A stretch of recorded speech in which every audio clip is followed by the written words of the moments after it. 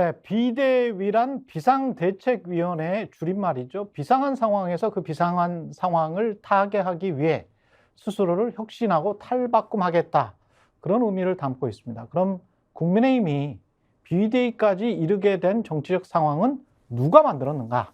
1. 윤석열, 2. 김건희, 3. 이준석입니다. 그래서 한동훈 비대위원장이 취임사에서 했어야 할 이야기는 1. 대통령과의 올바른 당정 관계, 2. 김건희 특검, 3. 이준석, 유승민 등을 어떻게 포용해서 국민의힘을 총선 승리로 이끌지였는데 민주당에 대한 정치적 비난에 몰두했죠. 역시 한동훈은 윤석열의 아바타일 뿐인가? 사실은 사람에게 충성하면서 직원도 못하는 겁쟁이가 잘난 체만 하는 것인가? 라는 의혹이 확신이 되기 일보 직전입니다. 한동훈 비대위원장은 국민의힘을 구원할 수 있을까요? 선거에서 국민의힘이 대승을 거둘 방법은 김건희 특검 수용을 대통령에게 건의하고 당정 관계를 혁신하는 것뿐. 그거 말고 나머지는 다 쇼. 국민들은 쇼는 이미 많이 봐왔습니다. 네, 안녕하십니까. 최경영의 정치 본색 시작하겠습니다. 네, 오늘은 이택수 리얼미터 대표 그리고 전혜영 교수, 김민하 평론가와 함께합니다. 안녕하십니까? 안녕하세요. 네, 제가 잘 짚었나요? 오프닝은 어떻게 들으셨는지도 궁금하네요. 네. 그럼 제가 못했다고 하겠습니다. 잘하신 것 같습니다. 오늘 처음 나온 자리이기 때문에. 예, 처음 나온 자리라서 예, 매서운 말은 삼가하겠다. 근데 우리가 편집을 할 때 있잖아요. 저는 방송쟁이로 방송기자로 28년을 살았기 때문에 편집은 이 뺄셈의 이야기거든요. 네. 뺄셈을 얼마나 잘하는지에 따라서 그쵸. 편집이 좋은 편집인지 나쁜 편집인지 좋은 다큐 나쁜 다큐가 딱 결정이 됩니다. 네. 근데 정치는 덧셈의 이야기잖아요. 그렇죠. 근데 어떤 해야 될 말은 다 빼버리고 네. 그리고 이제 그동안 해왔던 말은 계속 한다. 이거는 좀 식상한 것이죠. 그리고 저는 사실은 언론에 대해서도 조금 만약에 이 똑같은 말을 있잖아요.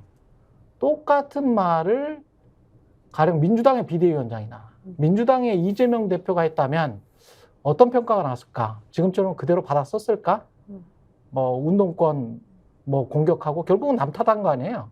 야당 탓, 손가락질한 거잖아요. 그럼 민주당이 만약에 비대위를 하면서 자기 혁신에 관한 이야기를 안 하고 대통령 탓, 한동훈 탓, 김건희 탓 이렇게 탓 이렇게 하면 언론은 또 어떻게 공격했을까, 비판했을까?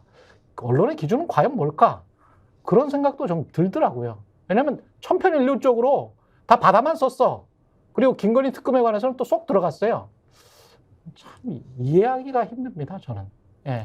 그러니까 과거 박근혜 대표 시절에 이명박 정부 때 당시 새누리당이 선전했던 적이 있는데 그렇죠. 그때는 박근혜 대표가 여당 내 야당 역할을 했어요. 그렇습니다. 이명박 대통령하고 싸우고 쓴소리도 하고 그랬는데 사실 한동훈 비대위원장이 사실 해야 할 역할이 바로 여당 내 야당 역할인데 과연 그 목소리를 낼 수 있을 것인지 일단 어제 첫날은 사실 그러한 발언을 하지 않았고 또 할 것으로 보이지 않는 그런 모습이었기 때문에 근데 이제 단기적으로는 한동훈 비대위원장이 젊고 인지도는 높은데 아직 우리가 잘 알지 못하잖아요. 좋은 모습만 봤지 사실 그렇게 나쁜 모습을 아직까지는 못 봤기 때문에 그래서 물론 이제 호감도 조사를 하면 비호감도가 높은 부분도 분명히 있습니다. 근데 아직까지는 국민들이 잘 모릅니다. 그래서 이제 알아가게 되면서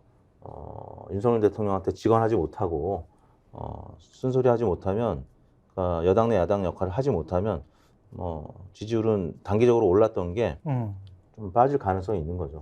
근데 저는 어쨌든 언론을 하면서 많은 연설문을 읽어봤습니다만 이렇게 조잡한 연설문은 참 보기 드문 조잡한 연설문이다. 워딩이. 네, 그렇습니다. 예. 왜냐하면 사실은 이게 집권 여당의 비대위거든요. 예. 야당도 아니고. 그러면 사실 집권 세력이 어떤 비전을 가지고 앞으로는 하겠다라는 것이 있었는데 그게 전혀 사실은 거의 보이지 않고 언론에서 말하는 좋은 말만 다 따다 쓰고 대부분의 내용을 야당 비난의 할을 했다란 말이에요. 음. 사실은 제가 기자를 하면서 그래도 가장 파란을 일으켰던 또 보수 정치인의 연설문은 유승민 원내대표의 연설문이었습니다. 그 이유는 뭐냐면 비정규직 문제에 있어서의 반성이라던가 뭐 노무현 정부를 비롯한 이른바 상대 정당이 세웠던 좋은 점도 우리는 안고 가야 된다라는 문제지. 그 보수 세력이 왜 국민으로부터 이렇게 지탄받았었는지에 대한 반성이 들어가 있었던 거죠. 그러니까 반성과 비전과 혁신의 의지가 다 들어가 있을 때 감동을 주는 건데 한동훈 이 비대위원장의 내용을 읽어보면 이제까지 국정이 잘못되고 대통령의 지지율이 낮은 것이 마치 야당 탓이냐 하다 보니까 그 내용이 공감을 얻지 않는다는 것이라고 보이고요.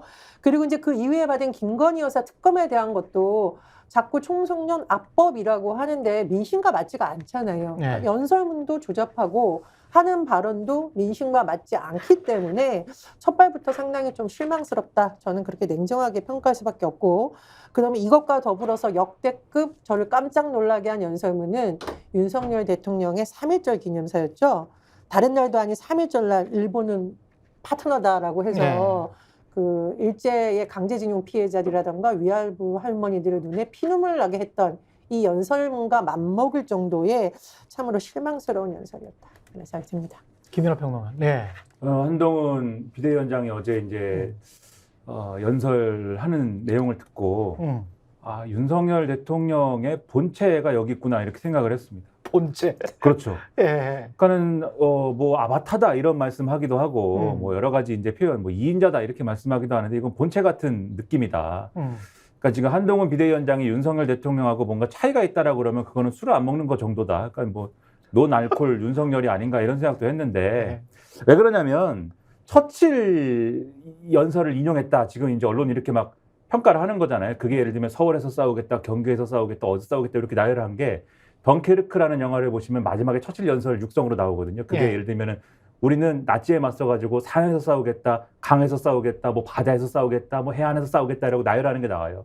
그게 구조가 처칠 연설하고 비슷하다라는 거고 그다음에 이제 그다음에 한동훈 비대위원장 연설에 보면 그런 대목이 나옵니다. 그 뭐 공포는 반응이고 뭐 용기는 결심이다라고 하는 게 있잖아요. 그게 이제 처칠이 한 얘기이기 때문에 그게 처칠 연설의 인용이다라는 건데 그럼 코드가 어쨌든 처칠이다라는 거 아니겠습니까? 처칠 얘기를 누가 했냐면은 윤석열 대통령이 했어요. 첫 번째 시정 연설에서 처칠 얘기를 했고 그다음에 또 이 대선 기간 동안에 이준석 전 대표가 무슨 숙제를 내준다 무슨 얘기를 하면서 지하철에 가서 인사하라고 그랬잖아요. 근데 그게 이제 윤석열 대통령이 고뇌를 하면서 내가 해야 되나?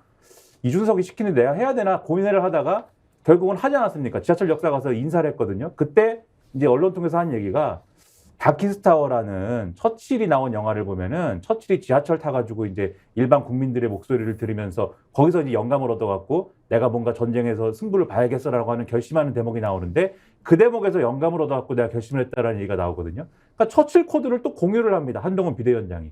굳이 그것까지 따라했어야 되냐? 저는 이제 이런 의심이 들어서 아 이게 원래 본체가 한동훈 비대위원장인 거냐 이런 생각이 들었고 그 외에 이제 또 이제 합법을 보면은 역사를 독점하려고 해요. 그게 뭐냐면 다부동 전투, 인천 상륙 작전, 그다음에 산업화 이런 것들을 통해서 그다음에 넥타이 부대 1987년에 이런 것들을 통해서 그분들이 살아있는 역사가 됐다 이렇게 불멸의 역사가 됐다라고 얘기를 하는데 그 코드가 뭐냐면 이승만, 박정희, 이병철, 정주영 그다음에 87년도 민주화 항쟁 이런 게 다 하나의 역사인 거고 요 하나의 역사에 들어가지 않는 세력이 지금 민주당의 핵심이라고 이분들이 주장하는 운동권 또는 뭐 주사파, 문재인, 이재명 요거는 요거랑 별개다라고 지금 주장을 하는 거잖아요.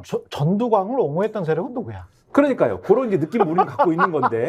근데 요 합법이 또 윤석열 대통령이 얘기하는 그 역사관이랑 아주 유사합니다. 대선 이제 진출하기 전에 대선 후보로 가기 전부터 얘기했던 스토리랑 아주 유사한 것이고 맞아요. 그리고 대한민국 모든 모순을 민주당의 그 구조에서 일어난 것이다라고 여기다 우겨넣는 것도 똑같고 마지막으로 우리 편에 대해서 별로 얘기 안 하는 거. 우리 편 모순에 대해서는 그냥 국민들의 합당한 비판에 대해서는 우리가 듣고 반응해야 됩니다라고 얘기하고 퉁치는 거. 요것도 윤석열 대통령이 자기 편은 감싸고 모든 것은 민주당 탓이다라고 얘기한 것도 똑같단 말이에요.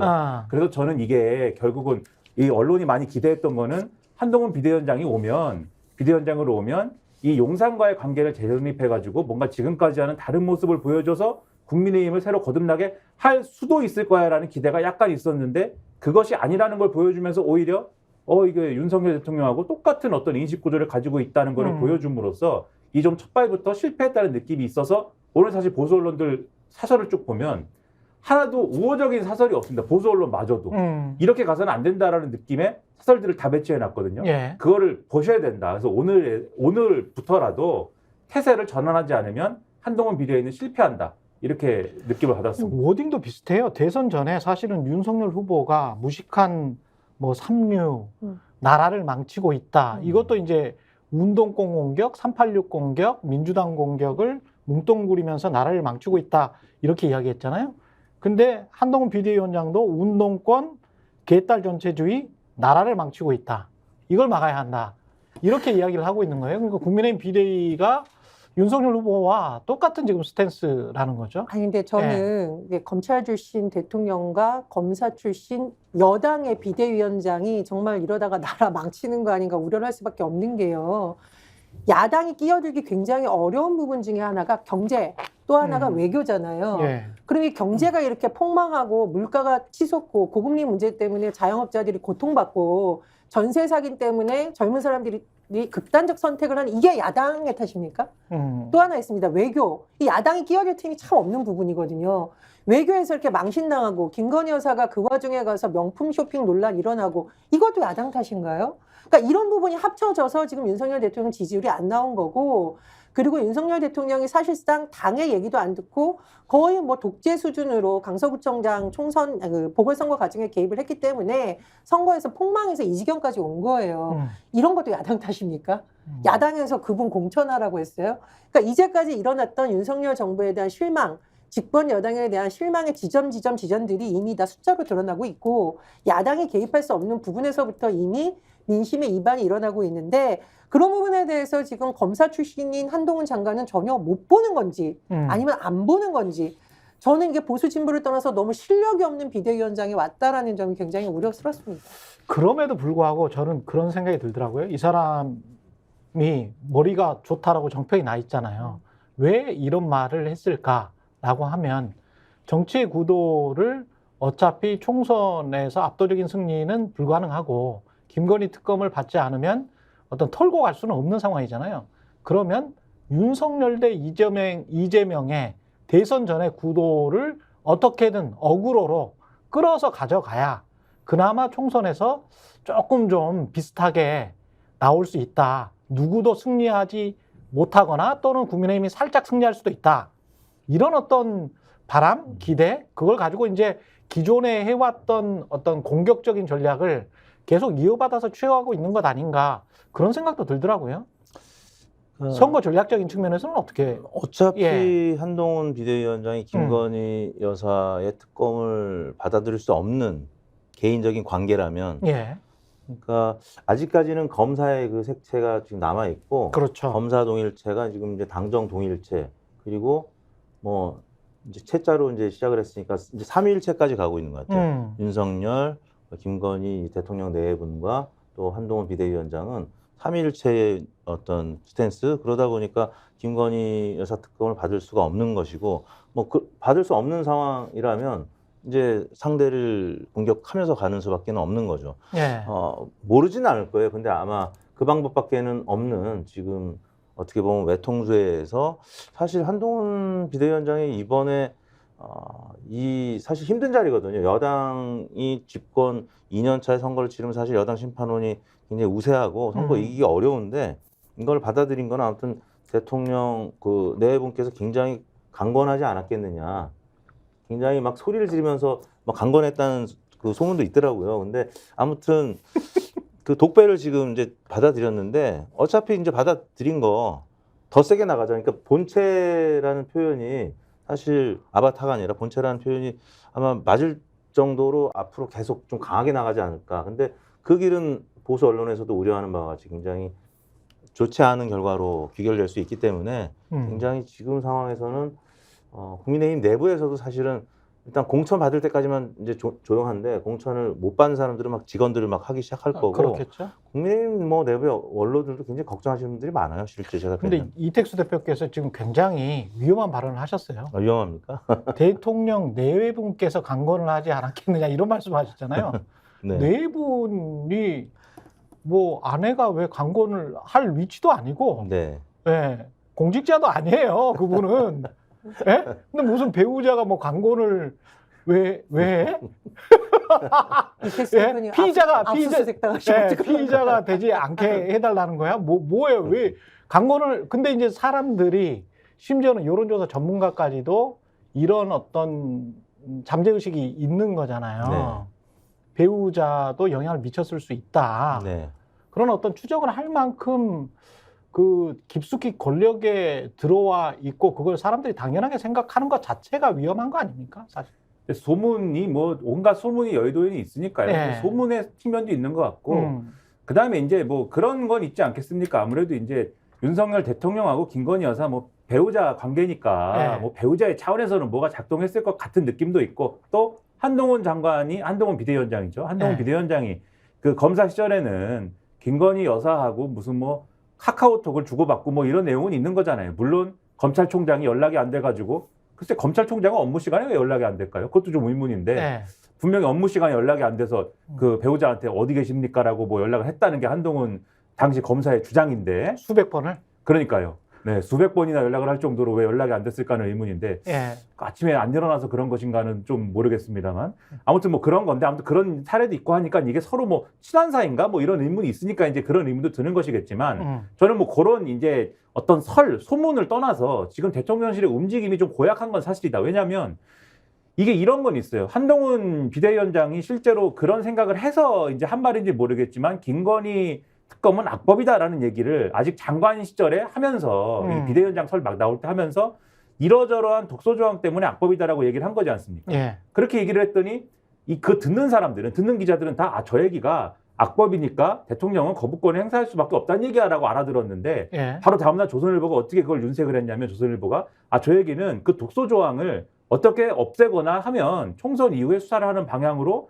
좀 이렇게 좀 내용을 바꿀 수가 있다라고 하면 한동훈 비대위원장이 되면 대통령실하고 뭔가 얘기를 해서 대통령을 설득을 해가지고 이걸 수용할 수 있는 방향으로 얘기를 해보겠다는 뜻일 걸 이렇게 해석 보도를 한 적이 있습니다. 그래가지고 보수 신문에 타협안을 내놓은 거지. 그렇죠. 예. 코치를 한 거죠 조선일보가. 그래서 이 언론이 그런 뜻이었나 하고 우르르 몰려간 적이 있어요. 그렇죠. 근데 그렇게 되니까 지금 아까 이택수 대표가 말씀하신 게 고보고 나오니까 최근에 뉴스원이라는 데서 그랬더니 대통령이 경로를 했다. 그 보도를 보고 예. 경로를 했다라고 보도가 나왔는데 그 보도 톤이 조금 이후에 바뀌었습니다. 불쾌감을 드러냈다라고 바뀌었는데 이것도 대통령이 경로한 건지 대통령 네 분이 경로한 건지는 몰라. 그렇죠. 우리가 그건 사실은 모르지만 다 그리고 모르는 이야기야. 왜 경로가 불쾌감으로 바뀌었는지는 그것도 이제 모르지만 왜 바뀌었는지는 모르지만 아무튼 그게 바뀌었는데 그런데 그렇게 바뀐 것도 바뀐 거지만 24일 날 크리스마스 이브에 가족들과 같이 보내야 될 거 아닙니까?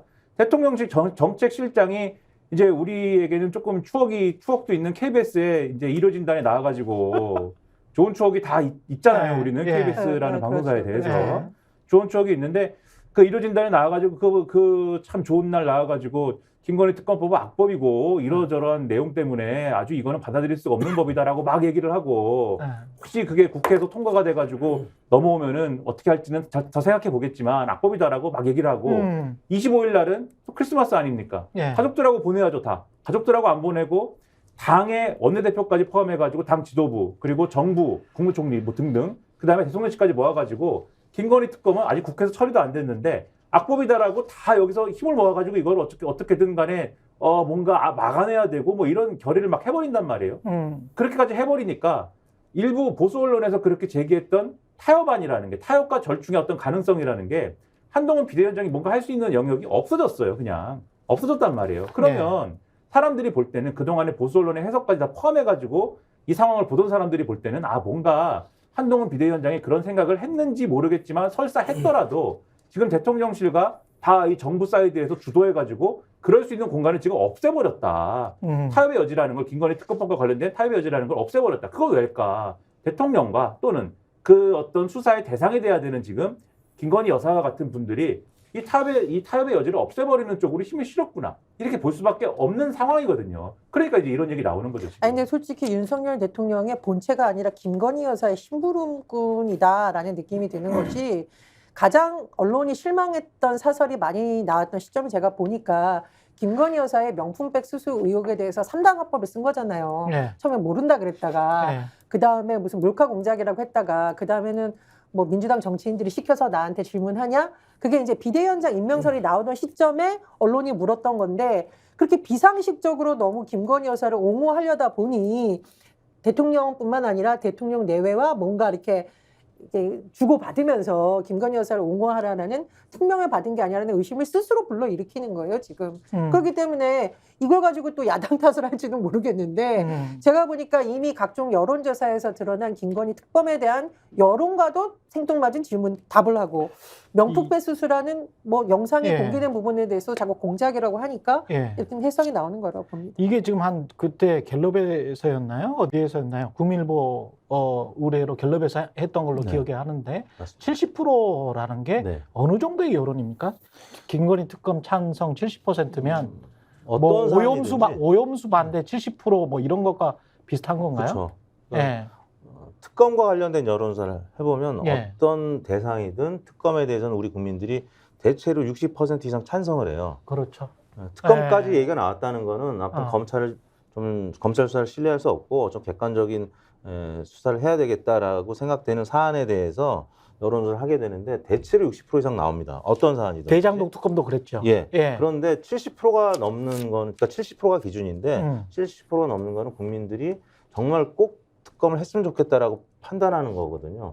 그리고 일반적인 이제 사안과 관련된 정책 여론조사에서 후쿠시마 이제 예. 수산물 관련된 이런 등등과 관련해서 70% 이상이면은 굉장히 높은 거고 그게 이제 80% 90% 넘어가면 독도는 우리 땅 찬반 여론조사 정도인데 그거 이제 다음 레벨이죠. 다음 레벨로 그렇군요. 굉장히 국민들의 요구가 근데 이걸 서울이 77% 나왔더라고. 서울은. 굉장히 높은 거죠. 예. 뭐 서울 수도권이나 아니면 이제 호남 쪽은 뭐 80% 이상 예. 있었을 거고요.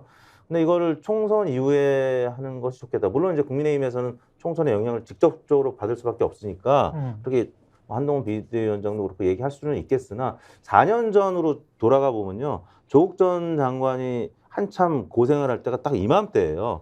그러니까 2019년 12월부터 그때 조국 전 장관이 결국 물러나고 그러네. 잠시 이제 오실 추미애 장관께서 임명이 됐던 시점이 총선 바로 전이거든요.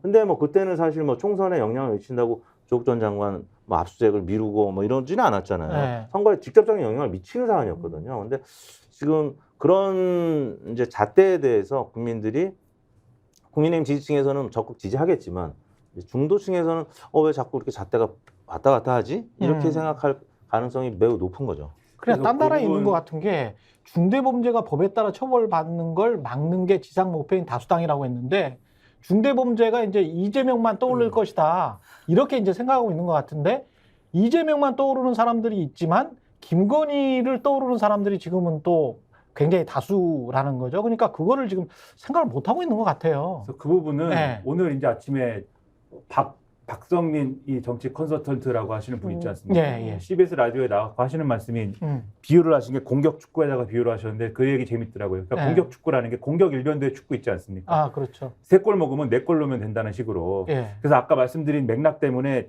대통령실이 이미 그 절충과 타협의 어떤 김건희 특검과 관련된 부분은 영역을 없애버렸고 그러면 제가 볼 때는 아까 이택수 대표님 말씀하신 대로 한동훈 비대위원장은 이제 이 영역은 포기를 하는 거예요. 김건희 특검법과 관련돼 가지고 지금 국민 여론이 이런 상황에서 여기에 대한 반전을 모색하는 건 포기하고 이건 꼴을 먹어야 되겠다.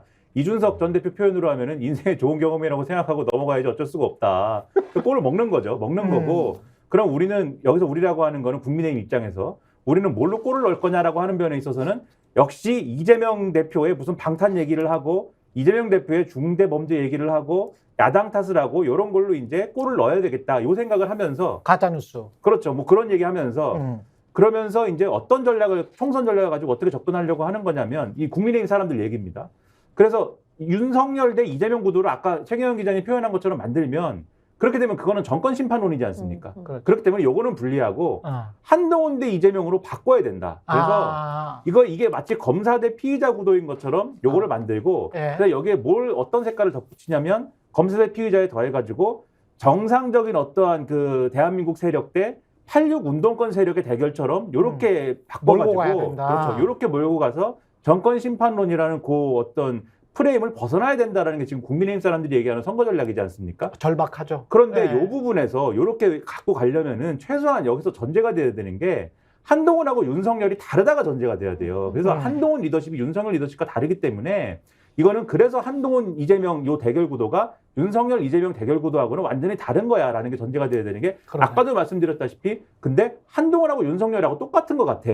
이렇게 되면 이 구도는 작동을 안 하거든요. 그러네. 결국 한동훈 이재명 구도는 윤석열 이재명 구도하고 똑같은 구도다라는 게 돼버리면은 그거 역시 그거는 정권 심판론의 구도로 갇히는 겁니다. 근데 아까도 말씀드렸다시피 지금 한동훈 비대위원장의 첫 번째 일성이라는 거는 제가 아까 말씀드렸다시피 윤석열의 본체냐 아바타냐 이런 느낌이거든요, 지금. 그래서 어차피 김건희 특검법이든 아니면은 뭐 예를 들면 지금 또 김건희 특검법 다음 국면이 뭐 이준석 전 대표 말씀도 하셨지만 대통령 리더십과 관련된 부분 그리고 거기서 더 나가면은 공천 어떻게 할 거냐 부분. 용핵관, 검핵관을 심는 거냐. 심기 전에 지금 현역 의원들 다 날려버리는 거냐. 요거가 관련된 게 또 한동훈 비대위원장이 넘어야 될 하나의 산일 거 아닙니까? 여기서 어떻게 되느냐에 따라서 대통령의 아바타인 거냐 아니면 한동훈이라는 주체적인 어떤 캐릭터인 거냐가 갈리는 거거든요. 이거를 잘 정리하지 못하면 결국 정권 심판론이라는 거 벗어나지 못한다. 이 평가가 이제 불가피하다는 것이죠. 근데 정권 심판론을 벗어나기 위해서 언론 플레이를 하고 정치적으로 뭔가를 하고 그다음에 뭐 공격을 하고 기소를 하고 또는 모든 게 가짜 뉴스다. 그렇게 하는 게 어떻습니까? 여론에 진짜 영향을 줍니까? 어떻게 보세요? 뭐 단기적으로 영향 줄 수 있겠죠. 예. 이게 한동훈 비대위원장이 얘기하는 것이 뭐 사실일까? 그리고 다시 한번 생각해보는. 그런데 이게 이제 2019년에 사실 문재인 정부가 예. 성공했던 것이 여당 심판론, 야당 심판론 여론조사를 했을 때 딱 4년 전 이맘때 했던 것이 사실 그때 야당 심판론이 조금 더 높았어요. 오차 범위 내에서. 야당이 그때 황교안 대표, 나경원 원내대표 시절입니다.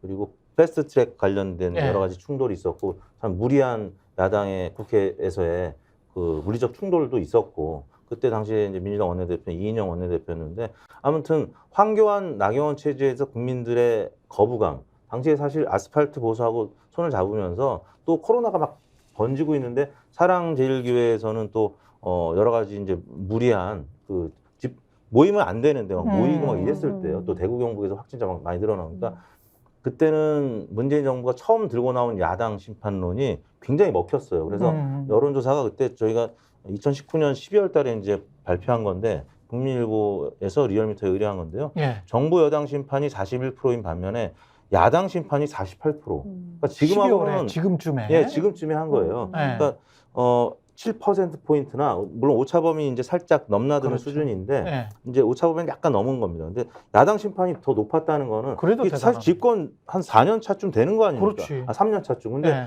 이 코로나 막 퍼지고 있고 그때 막 코로나가 그때 막 20몇 명째 나오고 있을 때 그때 굉장히 저희는 심각했었잖아요. 근데 야당이 얼마나 사실 문제가 많았으면 야당 심판론이 먹혔겠어요. 근데 그때의 아마 상황을 보고 똑같이 이재명 야당을 지금 한번 심판하자 이런 프레임으로 전환시키려고 하는 것 같아요. 근데 지금 상황하고 그때 상황은 좀 다르거든요. 그래서 이거는 먹히기가 쉽지 않다. 좀 효과를 보기에는 좀 어려운 상황이다. 아까 여러 가지 말씀 나왔지만 뭐 그런 상황이라고. 근데 말하는 메신저들도 좀 문제가 있는 것 같은 게 김홍일 이제 방통위원장 같은 경우도 BBK 다스 관련해서 혐의가 없다. 대선 한 2주 전에 그렇게 이야기를 하고 그 다음에 훈장까지 받고 이명박 대통령에게 뭐 그랬던 인물이고 그리고 윤석열 대통령이랑 굉장히 가장 존경하는 선배라는 이야기를 듣는 사람이죠. 그랬다가 이제 국민권익위원장 갔다가 방통위원장 갔어요. 근데 방통위원장은 바로 그 전에 이제 이동관이었단 말이죠. 네. 그리고 이동관은 방송장악, 언론장악의 혐의가 굉장히 짙다고 비판을 받고 있는 인물이고, 근데 그 관련해서 방송통위원장도 별로 그렇게 믿음직하거나 신뢰가 가지가 않아. 뭐 거짓말을 한 것 같아. 본인은 그때 진짜 제대로 수사를 했는지 안 했는지는 모르겠지만, 네? 그 다음에는 나중에 다 BBK 다스 전부 다 이명박 것이다 이렇게 밝혀졌으니까 최소한 무능한 것이죠. 그 다음에 이제 유일임 같은 경우도 방심위원장도 뭐 민원 관련해서 뭐 이렇게 해서 가짜뉴스다라고 쭉 만들어 놨는데 나중에 보니까 가족들이 뭐 동생 뭐 조카 뭐 해가지고 다 이렇게 했잖아요. 뭐 6명인가가. 이게 지금 제가 어제 이제 제 TV에서 방송을 하면서 이게 통정 매매도 아니고 통정 심의하냐. 예? 고발 사주도 아니고 민원 사주냐 그런 이야기를 했는데 안 걸리면서 근데 꼭 이렇게 걸려요. 이게 이제 이렇게 돼버리면 국민들이 그 가짜뉴스 프레임이나 야당이 너무 발목을 잡아서 또는 시민단체나 언론이 무고하게 지금 대통령을 괴롭힌다. 이 프레임이 먹히기가 쉽지 않을 것 같은데요. 예. 일단 이제 김홍일 방통위원장 같은 경우에도 가장 이제 전문성 논란이 있지 않습니까? 이건 보수 진보를 떠나서 방통이라는 중요한 자리에 검찰 출신인 것도 문제지만 전문성이 너무 없고 또 기존에 있던 자리를 뭐 3개월도 제대로 안 채우고 더군다나 겸직 논란까지 있고 이런 부분이 이제 이미 다 나왔던 거고요. 최근에 터진 거 보면 또 뭐 이해충돌 논란도 있어요. 사회이사 하면서 오리온의 사회이사라는 것은 거길 잘 감시하라는 건데 알고 보니까 오너가 횡령 혐의 관련해가지고 수임료 받고 변호사까지 받았다. 근데 이 정도면 사회이사 하면서 사회이사 하면서 했다는 거죠. 그럼 이건 보수 진보의 문제가 아니라 이거는 전형적인 이해상충이네. 도덕성에 예. 있어서 상당히 문제가 있는 정부다 이런 생각이 들고요. 한마디로 통제를 제대로 하려면 그나마 이 통제 권위가 쓰는 사람이라도 와야 되는데 그렇지. 지금은 그냥 검사 선배 또는 검사 후배 라인, 검찰 라인을 통해서 장악만 하고 도덕성도 떨어지고 한동훈 비대위원장을 보니까 실력도 없는 것 같고 이런 총체적인 것에 대해서 저는 좀 국민들이 평가를 하지 않을까 싶습니다. 그러니까 축구에 보면은 발기술이 있잖아요. 발재간이 있잖아요. 그러니까 브라질. 축구도 예를 들면 우리 이영표 선수가 막 발을 이렇게 하는데 그 축구도 이제 뭐 공격 축구를 하더라도 공격 일변도의 축구를 하더라도 뭐 다양한 발재간을 보이면서 이제 뭐 이렇게 국민들을 즐겁게 해줘야 되는데 한 사람이 그 발재간 하니까 똑같은 발재간을 계속 쓰는 것 같은 느낌도 들어요. 그러니까 예를 들면은 대통령이 그 대선 기간 동안에 고발 사주 얘기하니까는 아니다 제보 사주다 이렇게 해갖고 프레임 엎어버리려고 하지 않았습니까? 결국 제보 사주냐 따져보니까 제보 사주 아닌 걸로 결론 났잖아요. 고발 사주 얘기만 나와서 지금 재판을 하고 있는데 그 똑같이 예를 들면은 아까 한동훈 비대위원장 얘기하셨지만 한동훈 비대위원장한테 그 뭐 질문을 했더니 그 민주당이 시켰냐? 그 질문 사주냐? 뭐 이렇게 얘기하는 거 아닙니까? 그게 질문 사주냐? 그런 식으로 얘기를 하고 류일임 방심위원장한테 이거 당신이 어쨌든 방심위원일 때 뭐 자기는 방심위원장이 그때 아니었다라고 얘기를 하는데 어쨌든 방심위원일 때 당신의 사돈의 8촌까지 뭐 제가 좀 이제 비유적으로 얘기하면 사돈의 8촌까지 다 시켜가지고 어쨌든 민원 제기하도록 하고 그 김만배 관련 보도를 KBS, MBC 등이 인용 보도했다고 그게 가짜 뉴스다라고 하는 그 민원을 그렇게 하도록 하고 그거에 대해서 자기와 관련 있는 인물들이 민원을 제기했으면은 이게 어쨌든 이해충돌이니까는 회피를 하거나 신고를 하거나 이렇게 해가지고 피했어야 되는데 그러지 않고 심의한 거는 문제 아니냐. 그렇죠. 라고 얘기를 했더니 그 민원인들의 개인정보가 어떻게 유출이 돼갖고 뉴스 타파라는 문제가 있는 이 언론에 어떻게 보도가 되도록 한 거냐.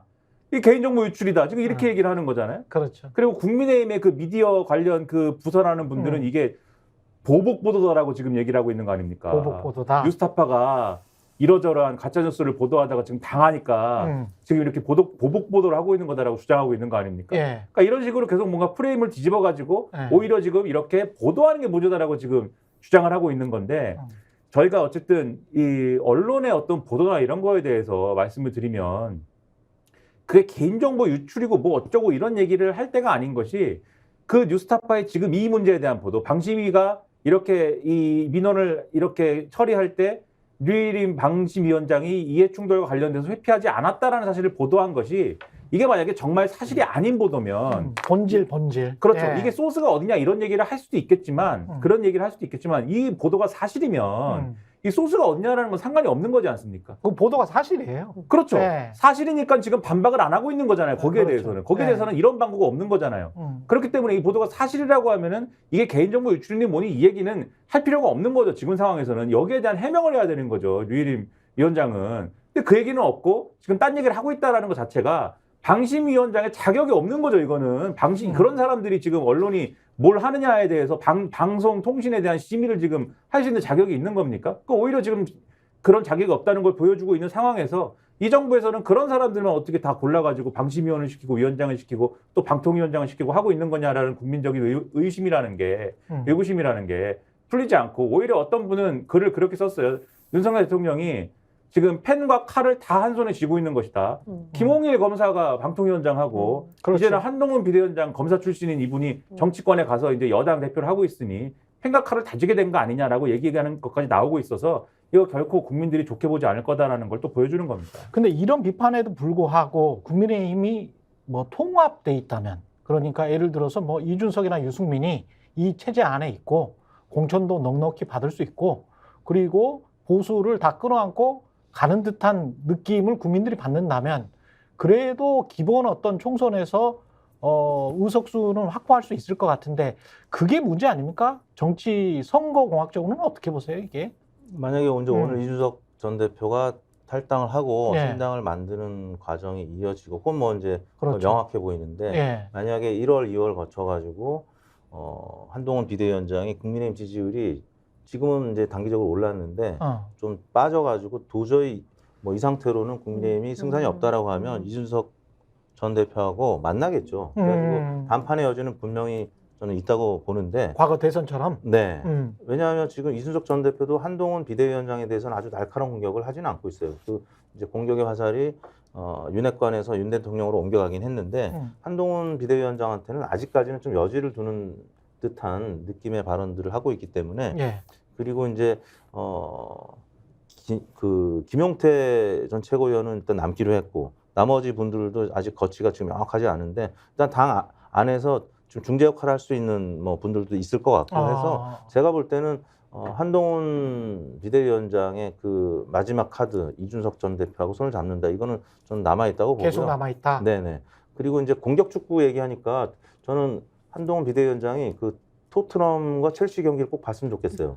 그때 토트넘하고 첼시가 퇴장 2명 당했는데도 불구하고 그러니까 이제 국민의힘도 지금 김기현 대표, 장제원 퇴장 당하지 않았습니까? 그랬네요. 그런 상황에서도 막 공격 축구를 지금 하고 있어요. 근데 11대 9로 싸우는 과정에서도 막 한 골 차로 지는데 막 공격하다가 2골, 3골 더 먹어가지고 사실 대패했고 부상도 많아져가지고요. 내리 한 3패를 했었나요? 그래서 토트넘이 1위에서 4위로 떨어졌거든요. 예. 프리미어리그 안 보신? 아니, 그 하이라이트만 봅니다. 저는 이거 이제 봤어요. 그게. 제2의 국대가 저는 예. 토트넘이기 때문에 손흥민이 있기 때문에 예. 열심히 보고 생방송을 보는데 예. 그거는 사실 좀 무모했다고 보는 거예요. 포스테코글루 감독이 예. 공격 축구를 했는데 뭐 해도 좋은데 너무 많은 골을 잃었고 또 부상 선수가 많았다는 거예요. 한동훈 비대위원장이 그 경기를 꼭 봤으면 좋겠습니다. 왜냐하면 좀 수비에 또 어느 정도 치중할 때 해야 되는데 너무 공격적으로 가면은 좀 내상이 생길 수가 있습니다. 그러네요. 근데 이렇게 이제 국민들이 이제 또 한 번 속아줄까 뭐 이런 생각도 들긴 해요. 이게 쭉 가다가 좀 누가 봐도 불리해. 그래서 8, 90석밖에 국민의힘이 못 올 것 같고 이준석 신당이 오히려 한 3, 40석은 할 것 같아. 둘이 합하면 100 한 3, 40석은 나올 것 같아. 그렇게 해서 지난 대선처럼 한두 번 만나서 술 먹고 술은 절대 먹지 않는다는 한동훈 대표가 한동훈 비대위원장이 오늘 처음으로 술 마셨다. 뭐 헤드라인 갑자기 생각이 나네요. 무알콜 맥주도 있으니까요. 무알콜 맥주. 편의점 600원입니다. 네. 국산. 근데 저는 이준석 신당이 그 의석수를 도저히 못 가져올 거라고 보기 4, 때문에 50석. 그 전제에 3, 40석. 동의하지 않는 것이 그래요? 과거에 이준석 전 대표는 이제 젊은 보수의 출현 그리고 보수도 젊은 층의 마음을 잡을 수 있을 거라는 기대감이 있었던 거고 그동안 이준석 전 대표가 한 행보를 보면 뭐 나이만 젊지 갈라치기 하는 거라든가 기성 정치인들이 하는 것과 크게 다르지 않다. 그리고 보수층 내부에서도 보기에는 분란을 일으키고 뚜렷한 비전이나 이런 걸 내놓지는 않는다. 적어도 유승민이라는 인물에 대해서는 본인의 경제 철학이라든가 이게 드러났지만 이준석 전 대표는 도대체 뭘 말하고자 하는 건지 윤석열 정부를 비판하는데 본인은 뭘 말하려고 하는지가 없어요. 그래서 굉장히 윤석열 대통령을 비판하는 지점에 있어서의 어떤 주목도는 있지만 국정을 운영하는 한 축의 국회의 어떤 구성원으로서 이준석 신당을 밀어줘야 대해서는 회의가 있다. 그 정도 안 할 것이다. 네, 그래서 저는 이제 언론의 주목도라는 것과 의석수 확보라는 것에 있어서는 굉장히 괴리감이 있을 수 있다라고 봅니다. 이택수 대표도 비슷한 생각이었어요? 비례에서는 좀 가능성이 있죠. 지금 준 연동형이 만약 계속 그대로 간다라고 하면 몇 개나? 그래도 지지율이 사실 지금 뭐 이준석 신당 관련된 조사를 보면 한 15% 20% 지지하겠다고 나오는데 그거는 이준석 신당에 이제 뭐 찬반을 물어보는 거고 실제 국민의힘 민주당 다 포함된 원오브댐으로 보기를 넣고 하면은 이제 한 10% 안팎으로 쪼그라들어요. 그거는 이제 이준석 신당 외에도 뭐 이낙연 신당, 뭐 송영길 신당 다 마찬가지거든요. 조국 신당도 마찬가지고요. 그래서 지역구에서는 사실 도저히 이기기가 어렵죠. 지금 국민의힘하고 만약에 이준석 신당이 후보를 각각 내면은 그건 뭐 당연히 민주당이 굉장히 우세한 지역구로 바뀔 것이고 그렇다면 비례밖에 없습니다. 근데 비례에서 뭐 정당 지지율 10% 득표해봐야 사실 3, 40석은 얻을 수가 없죠. 과거에 뭐 국민의당이 안철수 대표를 이제 체제로 해가지고 지역구도 어느 정도 가져가고 비례를 가져갔을 때 3, 40석인 거지 또 지역 기반이 확실하고 근데 이준석 신당이 그 정도 파괴력은 아니거든요. 지금 어떻게 보면 뭐 세대 교체 정도 이미지인데 지금 한동훈 비대위원장이 오면서 세대 교체 이미지를 또 잠식하고 있는 상황이라서 예. 차후에 이준석 신당 지지율이 나오면 조금 아마 떨어지지 않을까라는 아직까지는 조사를 안 해봤지만 실제로 생겨나면 예, 왜냐면 한동훈 장관 비대위원장도 젊잖아요. 우리가 볼 때는 73년생. 예, 젊기 어르신들이 볼 때는 또 젊고 그렇기 예. 때문에 세대 교체의 이미지는 분명히 있어요. 그분이 말을 좀 대바라지게 한다는 어떤 표현을 어른들이 많이 쓴단 말이에요. 예. 젊기 때문에 그게 어떻게 보면 좀 용서가 되고 봐줄만 한 건데 이준석보다는 또 덜 그렇죠. 예의가 있는 대바라진 예. 이준석 전 대표 그냥 막 지르는 예. 스타일이고 예. 근데 그걸 이제 뭐 사회자처럼 시원하게 이제 보는 시각도 있지만 아무튼 한동훈 전 장관의 그 비대위원장의 등장 때문에 이준석 신당이 좀 3, 40석 하기는 좀 어려운 거는 그건 뭐 여의도 정가에 있는 전문가들은 다 예측하는 거죠. 김연아 평론가도 비슷하게 예상하세요? 그렇죠. 그게 아무래도 이제 사람의 심리라는 게 예. 예를 들면 양당에 대한 이제 양당 지지자들 또는 이제 좀 연성 지지자들의 입장에서는 국민의힘과 민주당이 뭐 너무 좋아서 그걸 지지한다기보다는 선거일이 가까워지면 가까워질수록 그렇게 믿고 싶어지는 겁니다. 내가 이 당을 이번에는 꼭 찍어야 될 이유가 있어서 찍는다기보다는 아마 찍어야 될 이유가 있을 것 같아. 그냥 그렇게 믿고 싶어지는 심리가 있는 거예요. 아니면 제가 너무 싫어. 그렇죠. 뭐 그런 저당이 너무 싫어. 저당 잘 그렇죠. 되는 거는 정말 꼴도 보기 싫어. 뭐 그렇죠. 사실 이런 심리. 근본적으로는 내가 너무 국민의힘이 싫어서 민주당에 투표를 한다든지 또는 너무 민주당이 싫어서 국민의힘에 투표를 한다든지 이런 건데 근데 그것만 가지고 얘기하기는 싫으니까 내가 민주당에 그래도 투표하는 이유가 있어 또는 국민의힘에 투표하는 이유가 있어라고 스스로 믿고 싶어지는 거거든요. 그러면서 자기 합리화를 할 뿐이지. 그렇죠. 그렇기 때문에 한동훈 비대위원장에 대해서도 지금 쭉 이게 뭐 차별화가 있어야 되고 여러 조건을 말씀드렸습니다만 선거일에 가까워지면 가까워질수록 무슨 이유를 그 국민의힘 지지자들이 스스로 만들어낼 수밖에 없는 거고 마찬가지로 이재명 대표에 대해서도 사법 리스크니 뭐니 여러 가지 말씀 항상 드립니다만 그럼에도 불구하고 민주당 지지자들이 뭔가 이유를 만들어낼 수밖에 없는 거예요. 제가 대학을 3년을 다니면서 심리학을 전공을 한 거와는 상관이 없지만 졸업을 끝내 못한 거하고는 상관이 없지만 아무튼 간에 뭐 그런 효과들이 있어서 마지막에 가면 양당에 대한 결집도가 상당히 올라가면서 소위 말하는 제3지대에 대한 기대나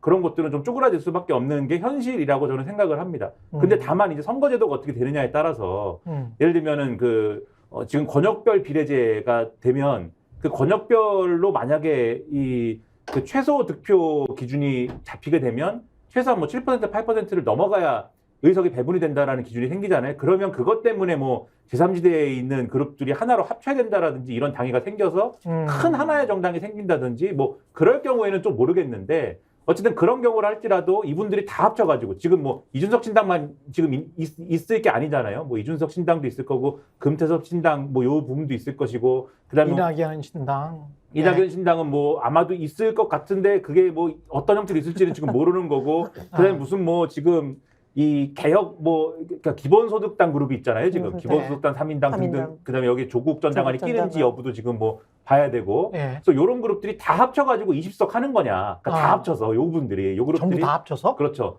다 합쳐서 20석 하는 거냐도 사실 저는 조금 요것도 한번 계산해봐야 된다라는 생각인데 그 정도도 안 돼요? 근데 마지막에 가면은 사실 여론 지형이 어떻게 될지를 저는 모르겠으니까 좀 이분들의 비관적인 시선으로 본다면 이쪽에서 비관적인 시선으로 본다면 그러면은 사실 의석수는 정해져 있는데 300개 중에 20개 빼면은 그러면은 이제 280개지 않습니까? 20개 빼면은 280개를 양당이 나눠 가진다고 했을 때 그럴 경우에 어떻게 배분될 거냐를 생각해 보면 지금보다 국민의힘은 조금 의석수가 늘어날 수도 있고 워낙 적으니까 지금. 그렇죠. 그리고 민주당은 지금 워낙 많으니까 조금 줄어들 수도 있겠고 그런데 그래도 민주당은 과반 이상일 가능성이 크고 그리고 국민의힘이 지금 뭐 1당이 될 수는 없을 거고 그럼 아마도 어떤 부분에서는 서로 불만족하는데 어떤 부분에서는 또 그래도 우리가 이긴 거 아니야? 라고 주장할 수 있는 얘기를 갖고 내부에서 서로 싸울 가능성이 상당하지 않을까. 그러니까 우리가 한쪽에서는 내부에서 비주류는 우리 진 거야 라고 얘기를 하고 주류는 아니야 우리 이긴 거야라고 얘기를 하는 그런 국면이지 않을까라고 저는 생각을 해왔는데 근데 정치는 늘 말씀드리지만 뭐 생물이죠. 그렇죠. 네. 내일 어떻게 될지 모르는 거니까 뭐 지켜봐야죠. 저는 좀 이런 구도가 없어지기를 혁화되기를 바라고 있습니다. 저의 예상이 틀리기를 바라고 있습니다. 이낙연 신당에 관해서 어떻게 생각하십니까? 파괴력이 있습니까?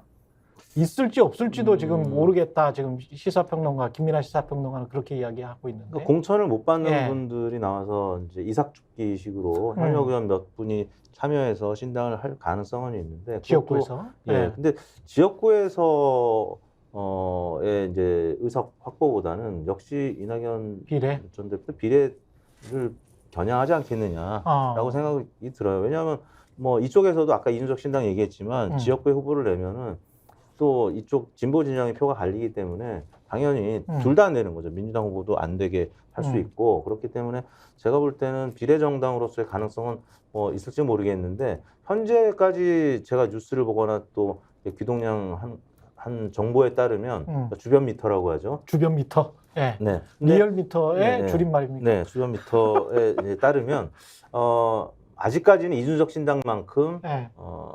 본인이 적극적이거나 아니면 주변에서의 어떤 여기는 그래도 뭐 용은 빠졌지만 천하인이 아직 남아 있고 그런데 여기는 아직까지 합류 의사를 공식적으로 밝히거나 좀 움직임을 보이는 현역 의원들이나 뭐 누가 안 보인단 말이에요. 그리고 이낙연 신당은. 네네 예. 이낙연 또 전 총리가 이제 여러 삼총리를 또 만나서 뭐 이렇게 한다고는 하는데 사실 여의도에서는 이게 뭔가 새를 규합해가지고 신당으로 이어질 가능성보다는 어느 정도 하다가 결국 민주당의 체질 개선을 하는 뭐 그 방향 쪽으로 보는 분들이 조금 더 많은 것 같아요. 아, 그래요? 네. 이재명 당대표 입장에서는 만약에 진짜 나간다고 하면 그 삼총리 중에서는 이 김부겸 전 총리 같은 경우는 사실 정치를 안 한다고 양평으로 낙향을 했기 때문에 뭐 민주당 비대위원장이나 뭐 어떤 직책이 아니라면 이낙연 신당으로 삼총리에서 신당을 만들 거다. 그거는 네. 거의 불가능한 것 같고. 제가 볼 때는 예 정세균 전 총리도 마찬가지인 예. 것 같고 그거는 언론이 잘못 지금 보도를 그렇죠. 하고 있는 것 같고요. 좀 예. 확대해서 약간 왜곡해서 보도하는 그렇죠. 것 같고 예. 뭔가 이제 삼총리의 신당은 나올 수가 없어요. 예, 정세균 전 총리라든지 김부겸 전 총리는 아마 예. 이낙연 전 대표 만나서 뭐 그 얘기를 듣겠죠. 그렇지. 듣겠지만 예. 민주당과의 어떤 다시 좀 관계 회복을 위해서 예. 좀 재연을 하거나 뭐 이런 역할이지 않을까라는 생각이 들어요. 그럼 이재명 당대표 입장에서는 총선 승리를 위해서 네. 뭐 민주당은 대승을 거두는 걸 원할 거 아니에요? 그러면서 뭐 특검뿐만이 아니고 여러 가지 국정을 좀 바꿔놓겠다, 기조를 바꿔놓겠다. 그게 목표이니까 그러려면 대승을 해야 되는데 대승을 위해서라도 이낙연 또는 다른 어떤 비명계가 나간다고 하면 무조건 잡아야 됩니까? 아니면은 그걸 놔두고라도 어떤 이길 수가 있습니까? 대승을 거둘 수가 있습니까? 어떻게 보십니까? 이런 것도. 일단 저는 손을 내밀어야 된다고 봐요. 무조건 손을 내밀어야 된다. 내미는데도 안 잡으면 어쩔 수 없는 거고. 과거 이제 문재인 대표 시절에 안철수 전 대표가 이제 당을 이제 박차고 나가서 예. 국민의당 만들었을 때 그때도 사실은 문재인 대표 입장에서는 계속 뭐 만류시키고 이런 움직임이 있었을 텐데 아무튼 이제 본인 나가서 결국에는 민주당이 지금 어떤 현재의 색채를 이제 갖게 된 어떤 결과론적으로는 좋게 된 측면이 있겠지만 네. 아무튼 이재명 대표도 노력은 해야죠. 노력을 하는데도 불구하고 나가면 그건 어쩔 수 없는 거고요. 그래서 김부겸 전 총리라든지 정세균 전 총리의 손을 잡고 뭐 이분들이 좀 이분들도 아마 뭐 승산 없는 어떤 신당에 가기보다는 예. 민주당이 좀 탈바꿈해서 지금 체질 개선은 좀 어느 정도 필요하다는 그 원로들의 공감대는 있는 그렇죠. 거니까 예. 그런 재원을 하기 위해서 제가 볼 때는 이낙연 전 대표 얘기를 좀 듣고 또 이재명 대표를 만나려고 하는 것이 아닌가 저는 개인적으로 그렇게 생각을 합니다. 근데 저는 뭐 명분 싸움이라고 보거든요. 사실은 이재명 대표가 자꾸 손을 내밀었는데도 이낙연 대표가 나간다 그러면은 당을 깨고 나갔다는 프레임이 형성이 되는 거고 예. 굉장히 뭔가 이재명 대표가 본인 측근들을 챙겨가지고 당의 분란의 한 요소에 영향을 미쳐서 나갈 수밖에 없다라고 하면은 마치 항거하는 독립군 투사 같은 모습을 국민들한테 보이기 때문에 이 지점을 아마 이재명 대표가 잘 보고 있을 거라고 생각을 하고 나름 노력하는 모습을 일단은 보일 거라고 생각을 합니다. 그런데 제가 이제 이낙연 신당에 있어서 기존에 있던 좀 이른바 성공한 의석수를 확보한 신당과 비교해 봤을 때 조금 없는 게 있는데 일단 대선 후보가 없잖아요. 안철수 신당이라는 것이 눈길을 끈 거는 차기 대선 후보라는 안철수라는 인물이 있었기 때문이지 거기에 모여든 인물들이 굉장히 뭐 혁신적이다 이런 분들이라고 보기엔 그래요. 사실 공천 떨어지거나 뭐 받으면 어쨌든 강력한 요소인 대선 후보가 있거나 아니면 천하용인처럼 썩 마음에 들지는 않지만 진보 세력의 역동성이라던가 앞으로에 봤을 때의 젊은 그룹, 뭔가 새로운 그룹이어야 되는데 이 두 가지가 사실 없거든요. 차별화. 그렇죠. 차별화가 없습니다. 그래서 이낙연 신당이 기존에 공천에 떨어졌던 분들 뭐 이렇게 모으는 형태가 아니라 뭔가 새롭고 그런 인물들을 오히려 영입한다면 주목을 받을 텐데 그게 아니면 그냥 본인들만의 어떤 리그가 될 우려가 있다는 생각이 들고요.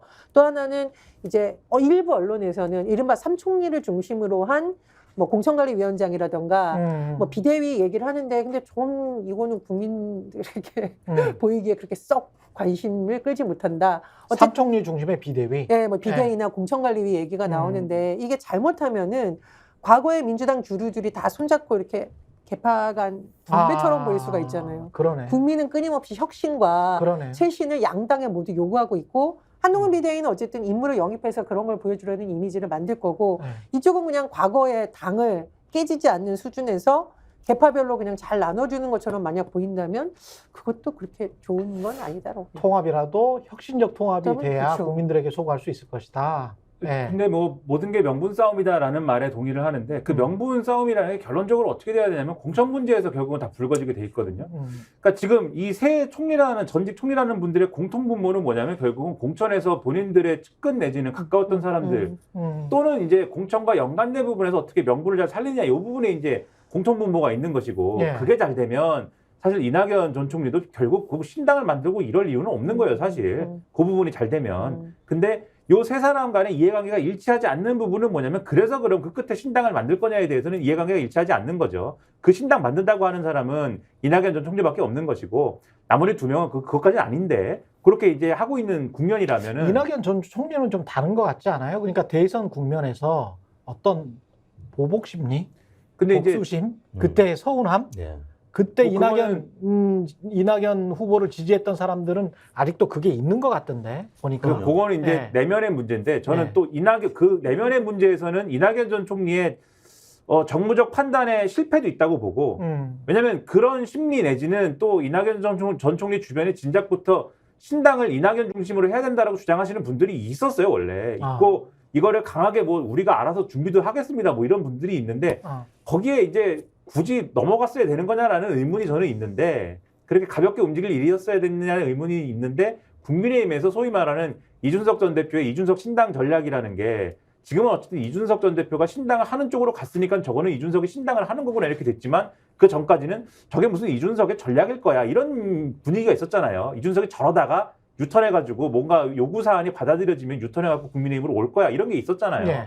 그런 게 있었을 때 이낙연 전 대표가 저렇게 하면은 그것도 나름의 이낙연 전략이 뭐가 있겠지 이런 분위기가 있었거든요. 그러니까는 그런 거 아니야라고 싶었을 때 글로 가버린 건데 그러다 지금 이제 그 엄근진 하신 분이 내놓은 말들을 다 주워 담을 수 없으니까 지금 오도가도 못 하고 있는 상황. 그 가버릴 수밖에 없게 된 부분이 있는 건데. 가버릴 수밖에 없게 됐다. 그렇지 이제 와서 뭐 어떻게 회군을 하겠습니까? 근데 이제 그런 부분들이 있는 건데 저는 그래서 오판이 있었다고 보는데 내적으로는. 근데 그런 건 이제 저희가 이낙연 전 총리를 불러다 놓고 이제 그 내적인 얘기를 다 털어보쇼라고 하기 전까지는 모르는 거니까 그건 이제 접어두고 어쨌든 신당을 뭐 하겠다라고 주장하는 거는 이낙연 전 총리뿐이고 나머지 두 총리는 그게 아닌 거잖아요. 그러면 제가 이재명 대표면은 요 두 분을 오히려 활용해가지고 요 두 분이 원하는 부분에 대해서 어느 정도 이제 그 어떤 요구사항을 들어주고 그 요구사항은 공천과 그 두 관련된 분이라는 부분인데 게 김부겸, 정세균? 그렇죠.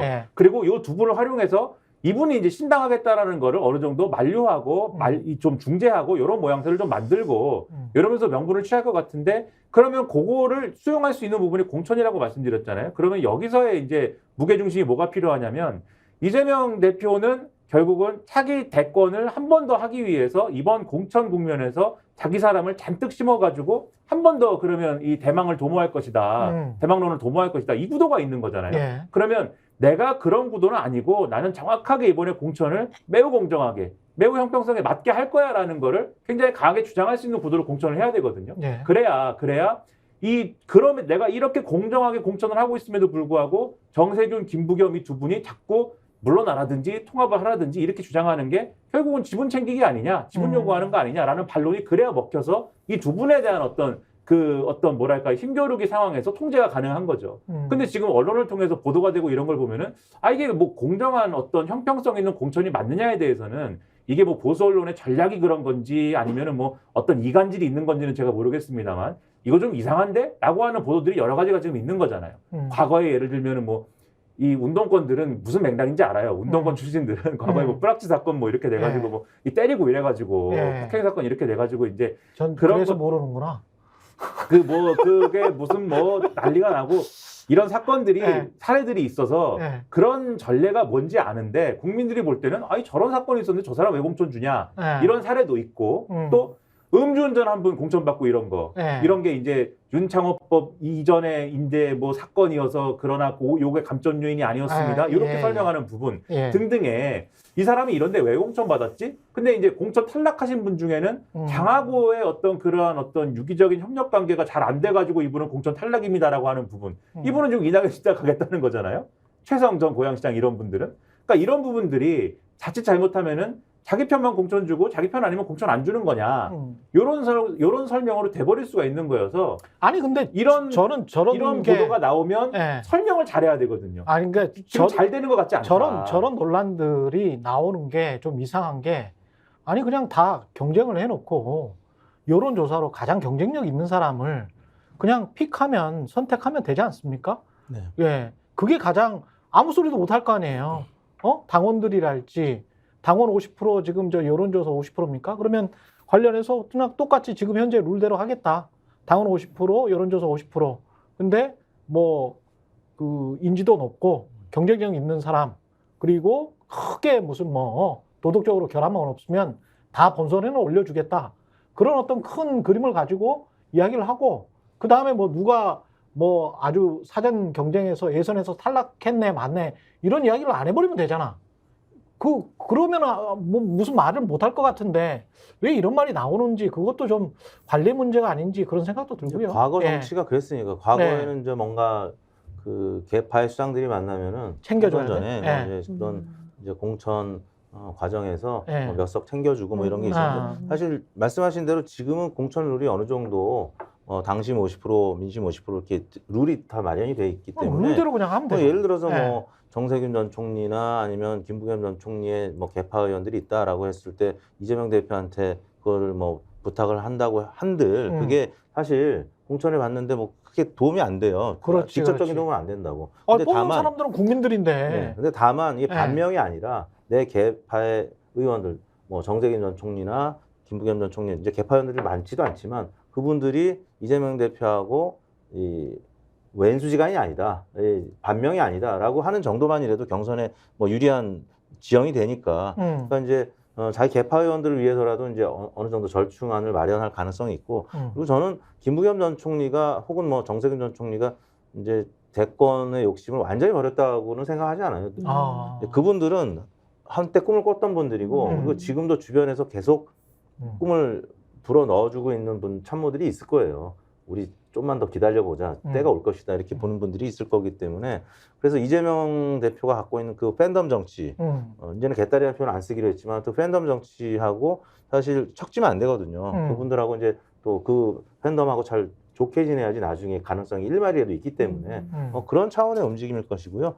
지금은 아무튼 공천 시스템이 어느 정도 됐기 때문에 이재명 대표도 뭐 어떻게 할 수가 없습니다. 전략 공천 외에는 사실은 그냥 공정하게 그냥 경선을 이제 하는 수밖에 없고요. 거기서 사실 살아남아야죠, 각 후보들이. 그러니까 제가 말씀드린 그 공천 룰과 관련해서 당연히 요 단계 한 번 걸러내는 단계를 거친 다음에 지금 말씀하신 경선을 거치는 것은 거치는 것이고 어느 지역구 같은 경우는 전략 공천하는 거고 요 단계로 가는 건데 지금 걸러내는 데서 지금 그런 사례들이 막 보도가 되고 되니까 그걸 가지고 공천에 불만 가진 사람들이 내가 비명이어서 잘린 거냐면 이렇게 하는 거거든요. 같이 업어가는 거. 그래서 거기에 대해서 그게 아니라 이러저러한 공정한 기준에 의해서 지금 걸러낼 사람들 걸러낸 겁니다라고 하면서 명분을 아까 명분 싸움이라고 말씀드렸잖아요. 적격 침상. 그 명분을 설명해 내야 되고 그거에 가지고 이제 전직 총리들이 그럼에도 불구하고 이런저런 요구하는 거는 지분 챙기기 아니냐 이렇게 가는 게 필요한데 그게 지금 성공적으로 안 되고 있으니까 그런 부분을 잘해야 아까 말씀드린 이낙연 신당으로 가는 흐름에 그 명분을 차단할 수가 있다. 그 말씀을 이제 드렸다는 거죠. 그리고 조국 신당 이야기를 좀 해봐야 되는데 조국 신당이 어떻게 마련될지는 모르겠습니다만 아까 뭐 천호선, 용해인, 조국 같이 이제 콘서트를 했단 말이죠. 그게 이제 함의하는 게 거기다 이제 사회를 또 조국이 봤어요. 그게 함의하는 게 뭔지를 가지고 어떻게 보시는지도 궁금하고 조국 신당은 나온다면 어떤 모습일까? 그리고 처음부터 정책적인 면, 가치적인 면을 지금 추구하면서 나왔단 말이지. 이거는 이준석 신당이랄지 이낙연 신당이랄지 어떻게 보면 이제 정치공학적인 면, 권력투쟁적인 면하고는 조금 차별화가 돼 있는 거예요. 그러면 어떻게 민주당과 포지셔닝이 될까?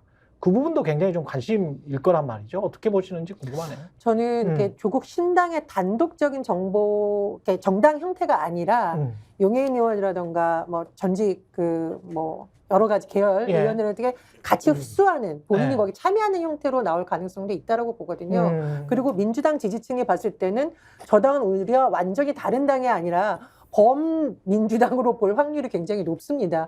지금 조국 전 장관이 그쪽 사회만 본 게 아니라요.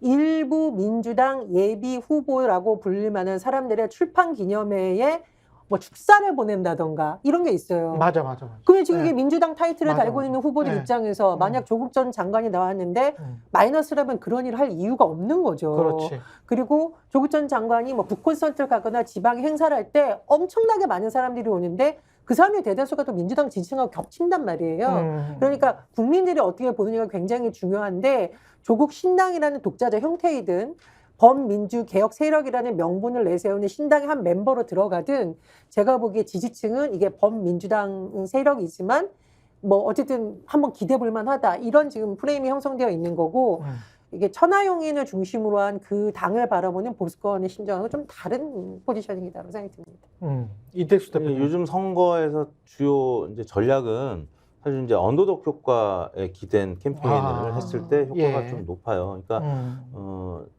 지하철역이나 뭐 큰 사거리에서 이제 이 보드 들고 막 90도 인사를 한 겨울에 하시는 분들이 있는 거는 그게 이제 언더독 효과 예. 때문이겠죠. 그래서 제가 이제 방송에서 몇 번 얘기했던 그 선거 트랄로피테쿠스, 선거가 다가오면 네 발로 이제 기어다니다가 선거 트랄로피테쿠스, 그러니까 오스트랄로피테쿠스하고 선거를 합친 말인데, 예. 아무튼 선거 때 되면 이제 굽신굽신 하는 거죠. 예. 근데 이게 효과가 있어요. 아, 근데 이제 그래요? 조국 전 장관 같은 경우는 이제 언더독 효과가 확실히 있죠. 왜냐하면 그 동안에 조국 전 장관 수사를 한참 할 때는 국민들이 이제 몰랐다가 이제 지나고 보니까 다른 사람들하고 봤을 때 너무 비교했을 때 당했구나. 너무 과도했다는 이제 네. 이런 생각들을 많은 국민들이 이제 하기 시작했단 그렇죠. 말이에요. 그러면 네. 측은지심에 의한 어떤 독고자 하는 그러니까 표심이 이게 돈줄 내자라는 것처럼 이제 표줄 내자 뭐 이런 아마 심리가 있을 수 있어요. 그래서 이준석 신당보다는 조국 신당이 민주당의 준연동형 비례대표로 가게 되면 이제 비례대표 의석을 받을 수 있는 어떤 비이클로서의 역할을 지금으로서는 훨씬 가능성이 크고 그 그릇도 저는 클 거라고 봅니다. 그런 차원에서는 조국 신당이 만약에 당을 만들면 저는 이준석 신당보다는 더 파괴력이 좀 있을 것 같고 민주당하고 또 협력하면서 또 이제 뭐 지금 다당제로 원래 가려고 했던 그 법의 취지 이런 거하고도 좀 맞을 수 있기 때문에 저는 뭐 당이 이제 만들어질지는 모르겠습니다만 만들어지면은 이준석 신당보다는 더 조금 큰 비이클이 되지 않겠냐 이렇게 생각합니다. 호남 민심이 굉장히 중요할 것 같은데 호남 민심이 지금 말씀하시는 언더독이랄지 소수자, 약자 그러나 좀 측은지심이 네. 가는 쪽 이쪽으로 굉장히 많이 몰려왔었거든요. 그렇죠. 그런 측면에서 이낙연 신당보다는 아마 조국 신당이 호남 사람들의 민심을 훨씬 더 사로잡을 가능성 혹시 그런 데이터나 이런 건 있습니까? 제가 지금 정확하게 기억은 안 네. 나는데 말씀하신 대로 호남 민심은 늘 그래왔습니다. 늘 그래왔어요. 예, 네. 소수에 대한 그렇죠. 관심과 네. 또 뭐 동정 그리고 실제 표를 주는 그런 선거의 역사를 계속 보여왔기 때문에 이낙연 신당보다는 조국 신당에 표를 줄 가능성이 저는 분명히 있다고 보고요. 예. 또 호남 출신들이 또 수도권에 뭐 충청에 많이 계시기 때문에 다른 지역에서도 좀 큰 그런 영향을 좀 미칠 거라고 보기 때문에 저는 이준석 신당보다는 더 주목을 해야 된다. 물론 이제 과정이나 어떤 그 실제 결과물을 봐야 되겠지만 실제 만약에 여러 가지 뭐 개혁 성향의 인물들끼리 당을 만든다면 그리고 조국 전 장관이 아무튼 참여하는 것만으로도 막 그렇죠. 대표를 안 맡더라도 그렇죠. 참여하는 것만으로도 아무튼 조국 신당의 색채를 가질 것이기 때문에 저는 어느 정도의 파괴력은 가져갈 수 있는 신당이라고 봅니다. 호남 지역에서 오히려 이낙연 신당에 대한 그런 뭐 지지라든가 이런 것들은 여론조사상 최근에 나온 것들을 종합해 보면 별로 그렇게 크게 확인되는 것 같지 않아요. 그러니까. 여론 그렇게 좋지 예. 않은 것 같고 그렇죠. 지금 이제 이른바 이제 뭐 조국 신당이냐 또는 아까 말씀드린 기본소득당 그룹이라고 제가 표현했습니다만은 용해인 의원 중심으로 해서 요 그룹에 이제 조국 전 장관이 참여하는 거냐 요게 이제 최근에 이제 흐름이잖아요. 조금 더 개혁적으로 보이는. 그렇죠. 예. 근데 이제 이 그룹과 관련돼서는 결국 이제 선거제도가 어떻게 되느냐 그거에 따라서 민주당이 소위 말하는 이제 뭐 언론 표현으로는 위성정당이라고 표현하는 그러한 전략을 쓰느냐에 좀 달린 것 같아요. 그래서 만약에 이제 선거제도가 연동형이 유지가 되고 민주당이 만약에 위성정당 창당이라든가 지난번에 더불어시민당 만든 것처럼 이렇게 가는 경우에는 아무래도 만약에 조국 전 장관이 참여하는 형태의 기본소득당 그룹이라고 하면은 아무래도 요 어떤 영향력이라든가 이런 것들이 좀 줄겠죠. 왜냐하면 조국 전 장관이 참여를 하면 이게 민주당의 우호 정당으로 비춰질 건데 제3지대의 어떤 정당 여기에 속하는 정당 그룹이라기보다는 민주당 우호 정당으로 비칠 건데 그런데 예를 들면 과거에 더불어민주당과 더불어시민당 같은 관계에 이제 정당이 있는 상태에서는 요게 그러면 아무래도 이제 지역구에서는 민주당 찍고 그 다음에 비례에서는 내가 만약에 뭐 요 기본소득당 그룹을 찍어야겠다라고 마음 먹는 사람들이 요 숫자가 좀 줄어들 거니까 왜냐하면 이분들의 상당수는 더불어시민당 찍어야겠다 이렇게 갈 확률이 높으니까 그럼 요 영향이 좀 줄어들 건데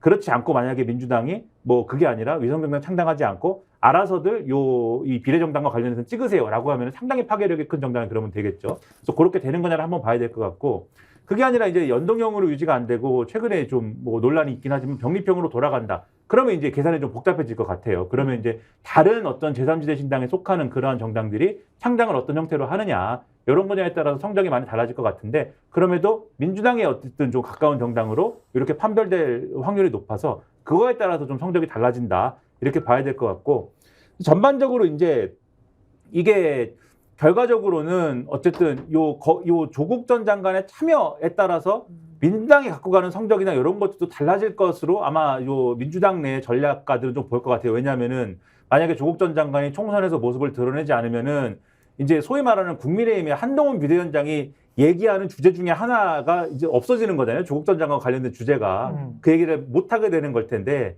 이 야당욕을 아까 엄청나게 많이 할 거라고 이제 말씀드렸는데 공격 축구 해야 되니까 세 골 네 골을 먹혀도. 근데 이제 조국 전 장관이 이런 식으로 등판을 하게 되면은 그 수많은 이제 그 비판 이 사례 중에 조국 전 장관 얘기를 또 하는 거지 않습니까? 그거에 대해서 이제 미치는 선거 영향이나 이런 것들을 아마 가늠을 해볼 텐데 뭐 그게 이제 민주당 입장에서는 득이냐 실이냐를 뭐 이게 다른 정당에서의 일어난 일을 갖고 이제 따져봐야 되는 거니까 아마 그게 좀 계산이 복잡하게 되겠죠. 근데 조국 전 장관이 무소속으로 출마할 가능성에 대한 관심이 호남에서 굉장히 높은 걸로 알고 있습니다. 그리고 조국 전 장관과 관련해서 소통하고 있는 분들은 민주당 당적인 출신 분들도 제가 알기로는 상당수에 있는 것으로 보고 있습니다. 그런데 왜 민주당 당적 가지고 있으면서 조국 전 장관하고 교류하는 거에 대한 비판 여론은 많지 않습니다. 왜냐? 지금 이낙연 전 대표 같은 경우에는 지난 정부에서 뭐 총리도 하시고 예전에 도지사도 하시고 당대표도 하고 전임 정부의 혜택을 다 누린 인물이다. 약간 이런 게 있지만 조국 전 장관 같은 경우에는 굉장히 나쁜 줄 아는데 보니까 너무 많은 피해를 받은 거예요. 그래서 윤석열 정부에서 너무 많은 피해를 받아서 측은지심, 동정론이 이 감성적 요소가 너무 강한 면이 있는 거고 또 하나 조국 전 장관을 잘 키우면 야당의 굉장히 야권의 중요한 한 사람이 될 수 있겠다라는 기대 심리도 일부 있다라고 합니다. 이거는 이제 저의 판단이라기보다는 호남에서 정치를 오래 하신 분들한테 취재를 하니까 수도권에서 바라보는 관점과 호남이 바라보는 관점이 상당히 다르기 때문에 호남에서 무소속으로 출마를 하더라도 꼭 당 형태는 안 갖추고 굉장히 좀 기대를 받을 수도 있다, 주목을 받을 수도 있다 이런 분석도 나옵니다. 여기까지 해야 되겠습니다. 예, 지금까지 이택수 대표, 전혜연 교수, 김민아 평론가였습니다. 고맙습니다. 네, 감사합니다. 네, 최경련의 정치본색 잠시 후에 추미애 전 장관 나오시고요. 광고 후에 다시 뵙겠습니다. 고맙습니다.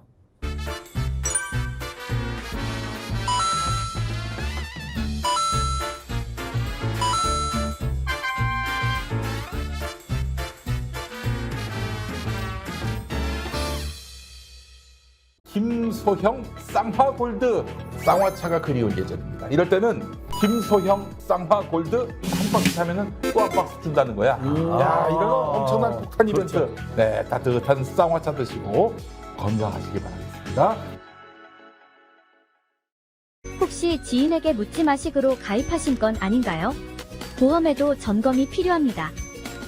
요즘 경기가 어려워서 보험료 내는 것도 부담스럽죠? 건강보험도 자동차 보험도 나에게 맞춤 보장. 믿을 수 있는 보험 전문가들. 믿을 수 있다 더 착한 보험.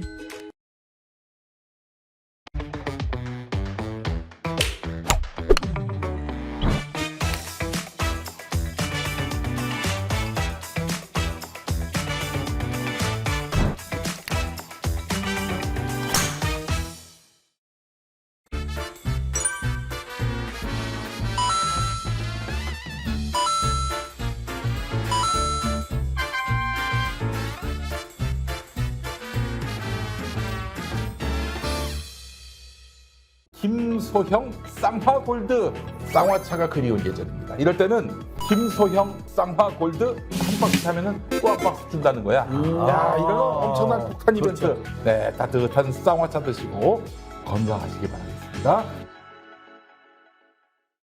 혹시 지인에게 묻지 마식으로 가입하신 건 아닌가요?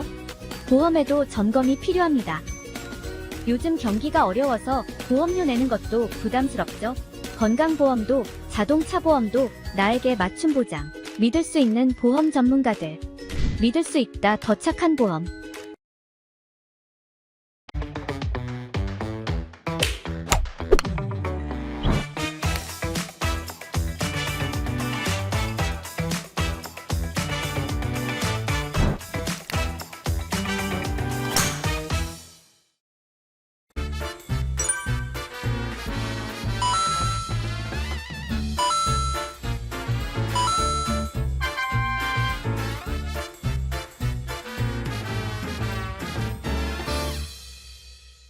김소형 쌍화골드 쌍화차가 그리운 예정입니다. 이럴 때는 김소형 쌍화골드 한 박스 사면은 또 한 박스 준다는 거야. 야, 이거는 엄청난 폭탄 이벤트. 그렇죠. 네, 따뜻한 쌍화차 드시고 건강하시기 바라겠습니다. 혹시 지인에게 묻지 마식으로 가입하신 건 아닌가요? 보험에도 점검이 필요합니다. 요즘 경기가 어려워서 보험료 내는 것도 부담스럽죠? 건강보험도 자동차 보험도 나에게 맞춤 보장.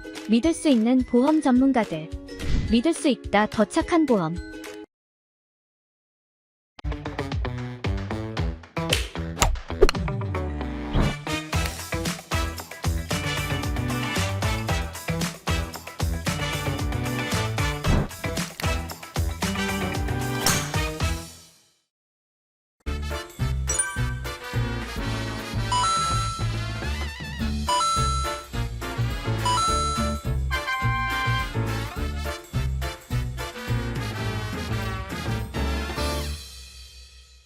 김소형 쌍화골드 쌍화차가 그리운 예정입니다. 이럴 때는 김소형 쌍화골드 한 박스 사면은 또 한 박스 준다는 거야. 야, 이거는 엄청난 폭탄 이벤트. 그렇죠. 네, 따뜻한 쌍화차 드시고 건강하시기 바라겠습니다. 혹시 지인에게 묻지 마식으로 가입하신 건 아닌가요? 보험에도 점검이 필요합니다. 요즘 경기가 어려워서 보험료 내는 것도 부담스럽죠?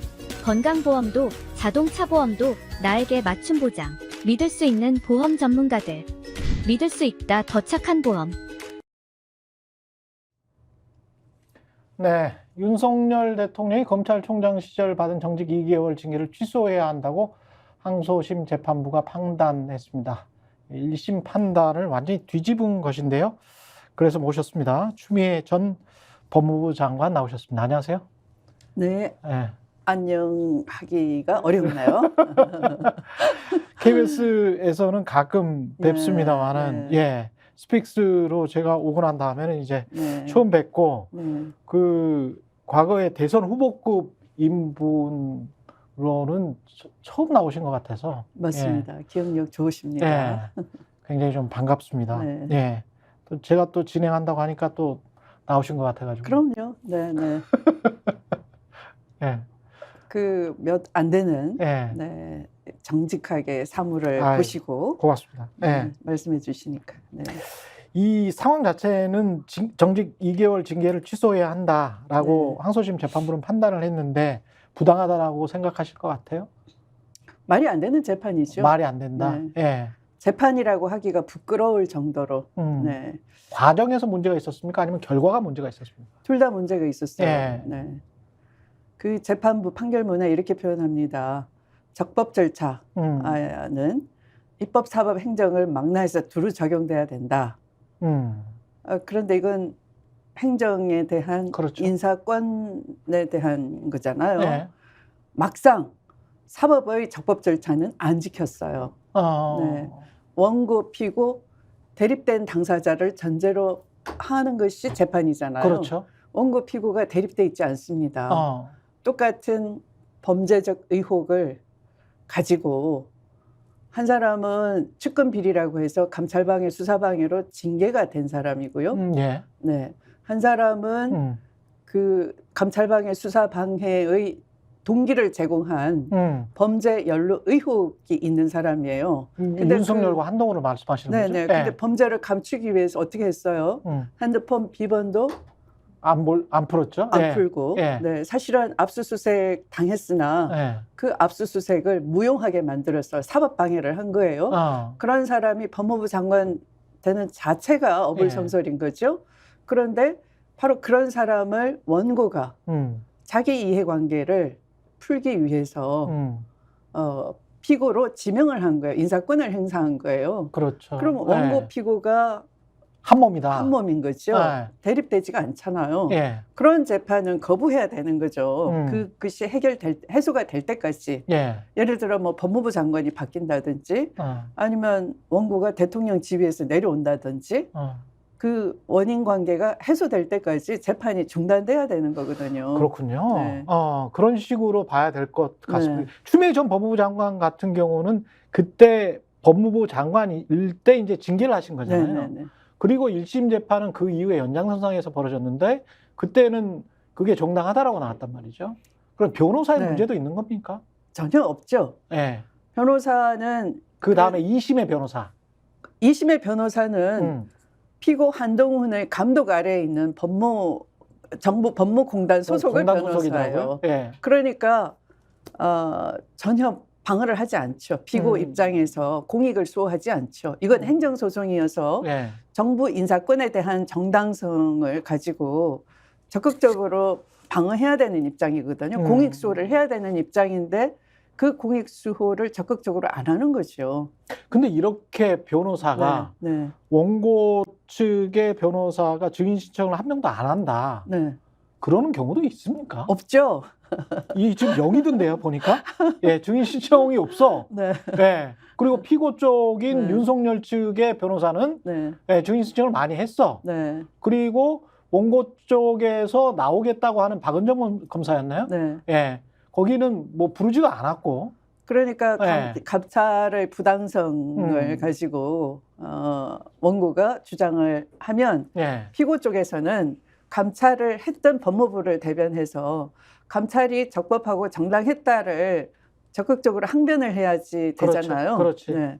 그런데 마치 청구 일락을 하듯이 예. 청구 일락은 뭐냐 하면 예. 원고의 주장이 다 타당합니다를 승인하는 것을 청구 일락이라고 네. 하거든요. 가만히 그냥 있는 가만히 거네. 있는 거죠. 네.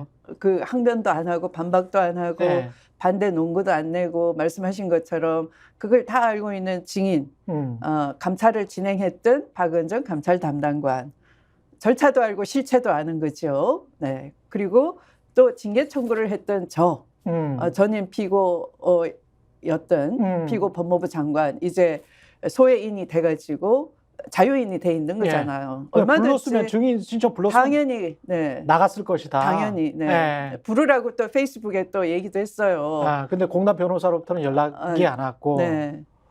참. 감추기 위한 예. 진실을 은폐하기 위한 쇼를 벌린 거죠. 재판을 형식적으로 재판이라는 허울을 쓰고 국민을 속이는 거죠. 생각해 보면 법무부 공단 소속의 변호사가 네. 법무부를 대리해서 이야기를 하는데 법무부 장관의 의도가 사실은 피고 쪽을 대리해 주는 것 같은 네. 그런 양상이 분명하면 누가 감히 제대로 네. 추궁을 하겠어요, 사실. 못하죠. 예. 네. 그걸 뻔히 알고도 네, 네. 이제 근데 그래서 그런지 대통령실에서 아, 우리가 이겼어. 우리가 정당했어. 네. 이런 어떤 과감한 말 네. 그거는 나오지가 않더라고요. 할 수가 없는 거죠. 예. 네. 실체에 대해서는 예. 여전히 1심 판단 상태에서 더 이상 판단을 안 한 상태로 남아 있는 것이고요. 이걸 그냥 조용히 잊혀지기를 원하는 거죠. 뭉개고 잊혀지기. 가려고. 예. 네, 그러나 잊혀질 수가 절대 없는 거죠. 네. 이 과거 사건은 네. 이 정도로 정리를 하고 지금 정치적으로는 그 법무부 장관이었던 한동훈 장관이 지금 비대위원장이 됐단 말이죠. 네. 취임사는 쭉 보셨어요? 아니요, 그냥 네. 언론 제목만 봤는데 언론 좀, 제목만. 좀 웃기더라고요. 네, 전문을 저는 쭉 읽어봤습니다만 네, 네. 전문 보면 더 재밌습니다. 굉장히 재밌습니다. 예. 집권당으로서 예. 왜 비상한 상황에 빠져서 비대위가 생겼다가 또 생기고 거듭 생기고 대표는 계속 쫓겨났다가 뭐 그렇죠. 그런 상황이겠어요. 네, 그러면 어떤 경제가 폭망하고 외교 역사를 다 뒤집어 엎어가지고 외교 역사를 퇴행시키고 선진국에서 갑자기 눈 떠보니 후진국이 됐고 예. 그렇잖아요. 예. 그래서 국민 70%가 윤석열 대통령의 국정 운영 능력에 문제가 있다라고 보는 거잖아요. 이 임기 초반에 계속 지속적으로 이런 경고 사인이 보내진다면 그것을 정책적으로 뒷받침해야 될 정부 여당의 비상한 시기에 직책을 떠맡았으면 무엇이 잘못됐고 무엇을 통찰해야 되고 어떤 대안을 가지고 국민한테 이해를 구하겠다. 이런 것을 공부를 해서 등장을 해야 되는 건데 그저 전 정부 탓하고 운동권 탓하고 언제적 운동권이에요. 전두환 그 시기에 서울의 봄을 보고 국민들이 눈물을 흘리고 통탄을 하잖아요. 저런 시기에 저렇게 꼬이고 꼬여가지고 우리가 역사의 퇴행을 그렇게 많이 겪었구나. 어떤 반성문을 써야 되는 거잖아요. 그러면 그 시기에 그걸 극복하기 위해서 그 체제를 극복하기 위해서 운동권들의 헌신과 희생이 있었죠. 그래서 오늘날 다 공부 잘하고 또 선진국 반열에도 한번 올라봤던 것이고 그런데 마치 그 전두환 개사과를 했다시피 다른 건 몰라도 잘했어요. 이렇게 전두환을 후계자 비슷하게 그런 칭송 발언을 하면서 이 검찰 독재 정권이 슬며시 등장을 했어요. 예. 그러면 어떤 비전을 가지고 나라를 운영할 것인가를 얘기해도 모자랄 그 짧은 시간이잖아요. 그런데 운동끝 탓하고 개딸 전체주의라고 하는 것이 이 국민 수준을 이해하고 하는 말인지 도대체 저는 이해가 안 돼요. 그분들은 똑똑하다고 그러는데 집안에서만 똑똑한 사람 같아요. 예. 네. 근데 메시지가 네. 그 국민의힘 지지자들에 대한 메시지 또는 중도 스윙 보터들에 대한 메시지는 확고하게 있는 것 같습니다. 제가 보기에 네. 세 가지 포인트인데 네. 불출마 선언을 했거든요. 네. 그리고 불체포 특권 선언한 국회의원들에게만 공천 주겠다. 네. 근데 이게 향하는 어떤 손가락질은 이재명이에요. 이재명이에요. 네, 이건 네. 거의 명확하다고 봅니다. 네. 네. 불출마를 선언하고 네. 불출마 선언해도 집권여당 입장에서는 사실은 비대위원장이 다음 자리가 네, 충분히 네. 있을 수가 있으니까 상관없지. 하지만 이재명을 향해서 이야기를 하고 있는 거고 불체포 특권 같은 경우도 이미 국민의힘 의원들은 다 선언했는데 네. 선언한 사람들한테 선언하지 않으면 네. 공천 주지 않겠다. 네. 뭐 이러니까 하나만 하는 소리고 네. 중대범죄 같은 경우도 네. 이게 세 번째인데 중대범죄 혐의를 지금 수사를 맡고 있는 다수당 네. 이렇게 이야기를 하면서 또 이재명을 겨냥했는데 네. 그 중대범죄도 사람들은 또 김건희가 또 생각나는 사람들도 굉장히 많을 거란 말이죠. 네. 네. 그러니까 이런 것들을 보면 네. 이 아주 그 현미경처럼 이렇게 아래만 보면서 네. 국민의힘의 시각으로만 봤을 때는 이재명만 네. 자꾸 늘어지면 네. 우리가 이길 수 있겠구나라는 네. 게 어떤 취임사에 좀 확실히 드러난 것 아닌가 그 의도가 어떻게 이런 것들은 좀 정치적으로 뭔가 좀 복선을 깔고 있지 않나 그런 생각도 드는데요. 참 하수 중에 하수 정치를 이거 하는 하수다. 거죠. 네. 아, 그러니까 지금 네. 집권당의 그 표적은 이재명이 아니에요. 아, 네. 그러니까 당분일에 우리가 무역을 시작한 이래로 네. 이렇게 20개월 이상 내리 적자. 연속 네. 적자로 하향하는 적이 있었나요? 러시아에 있었던 현대자동차 공장 중국에 접수됐어요. 예. 네. 제가 4강 외교를 한다고 러시아에 갔더니 중국의 자동차 산업을 내주지 않은 걸 러시아의 자긍심으로 여겼어요. 그러니까 러시아와 중국도 경제적인 면에서 서로 경쟁하거든요. 군사적인 면에서도 한편 협력하면서 또 경쟁하는 것이고 예. 세계는 늘 꿈틀꿈틀 움직여요. 마그마처럼. 네. 그런데 좀 더 멀리 있는 정치적으로 부딪히지 않은 한국이 경제적으로 함께 간다는 것이 굉장히 이분들한테는 좋은 거예요. 우리도 예. 마찬가지 윈윈할 수 있는 국방 정책을 통해서 우리 경제의 활로를 많이 개척했잖아요. 예. 네.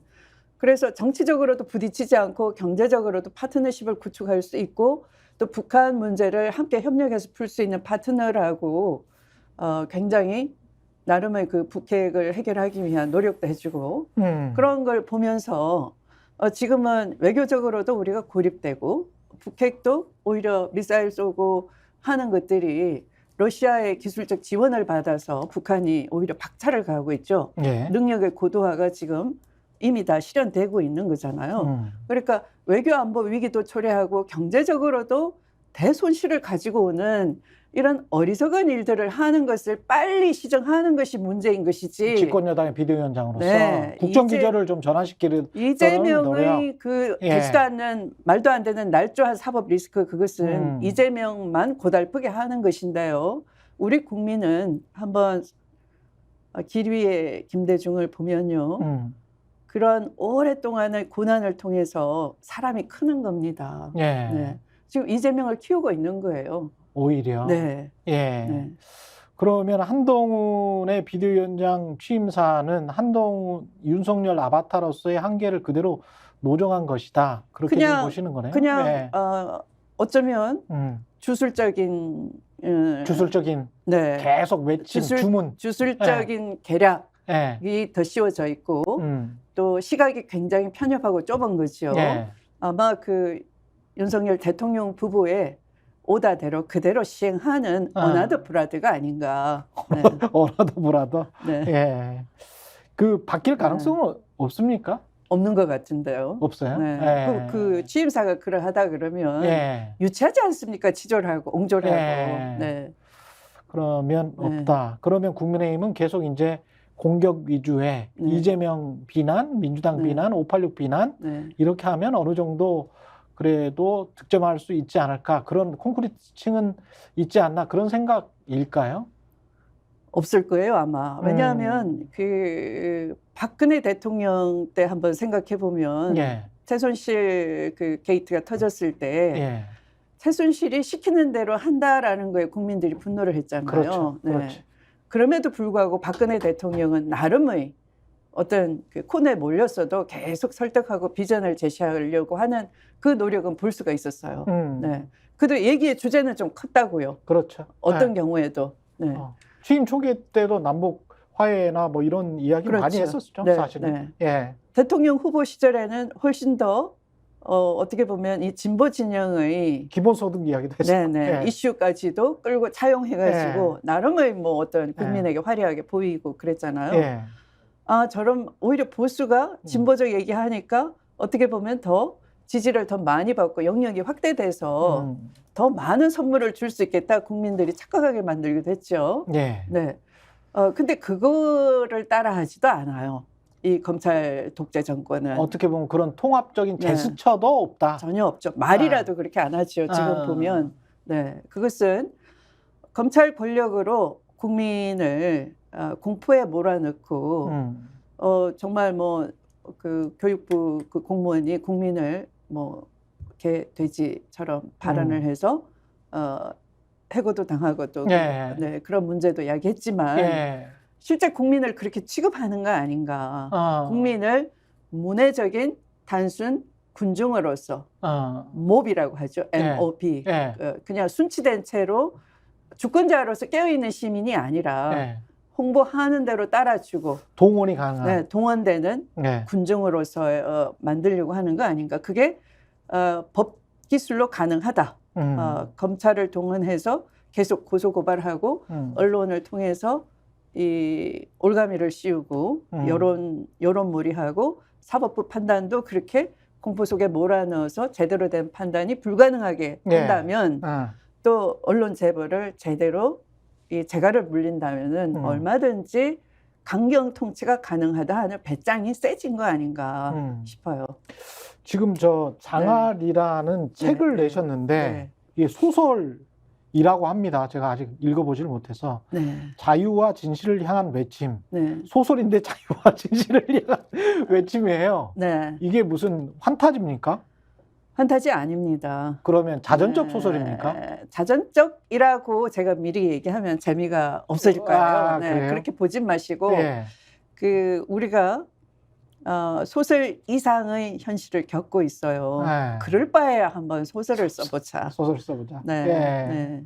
현실이 현실스럽지 않으니 네, 소설 같으니 그럴 바에야 소설을 써보자 했어요. 그러면 좀 어떤 캐릭터입니까? 장알이라는 사람 이름이죠? 네, 장하리는 사람 이름이고요. 예. 여성입니까? 남성입니까? 하리는 여성이겠죠. 네, 여성. 네, 네, 예. 네. 그래서 캐릭터도 좀 이야기를 해주시면. 캐릭터가 저는 그 우리 국민들을 굉장히 존경하고 칭찬해주고 싶어요. 네, 어느 순간에나 위기의 순간에 항상 장하시더라고요. 그래서 그 장하리는 주인공이 불의에 저항하는 국민들께 장하리라고 해주고 싶은 것도 있는 중의적인 거예요. 아, 그렇구나. 네. 알겠습니다. 예. 전 법무부 장관께서 어떤 소설을 쓰셨는지 진짜 궁금하네요. 네. 그럼 좀 나중에 좀 제가 보고요. 네. 앞으로의 정치 행보도 지금 굉장히 궁금한데 네. 총선에 출마하시죠? 해야죠. 예. 네, 지역구 역할을 기대를 많이 하고들 계시고요. 예. 저렇게 장하리 하는 국민들께서 네.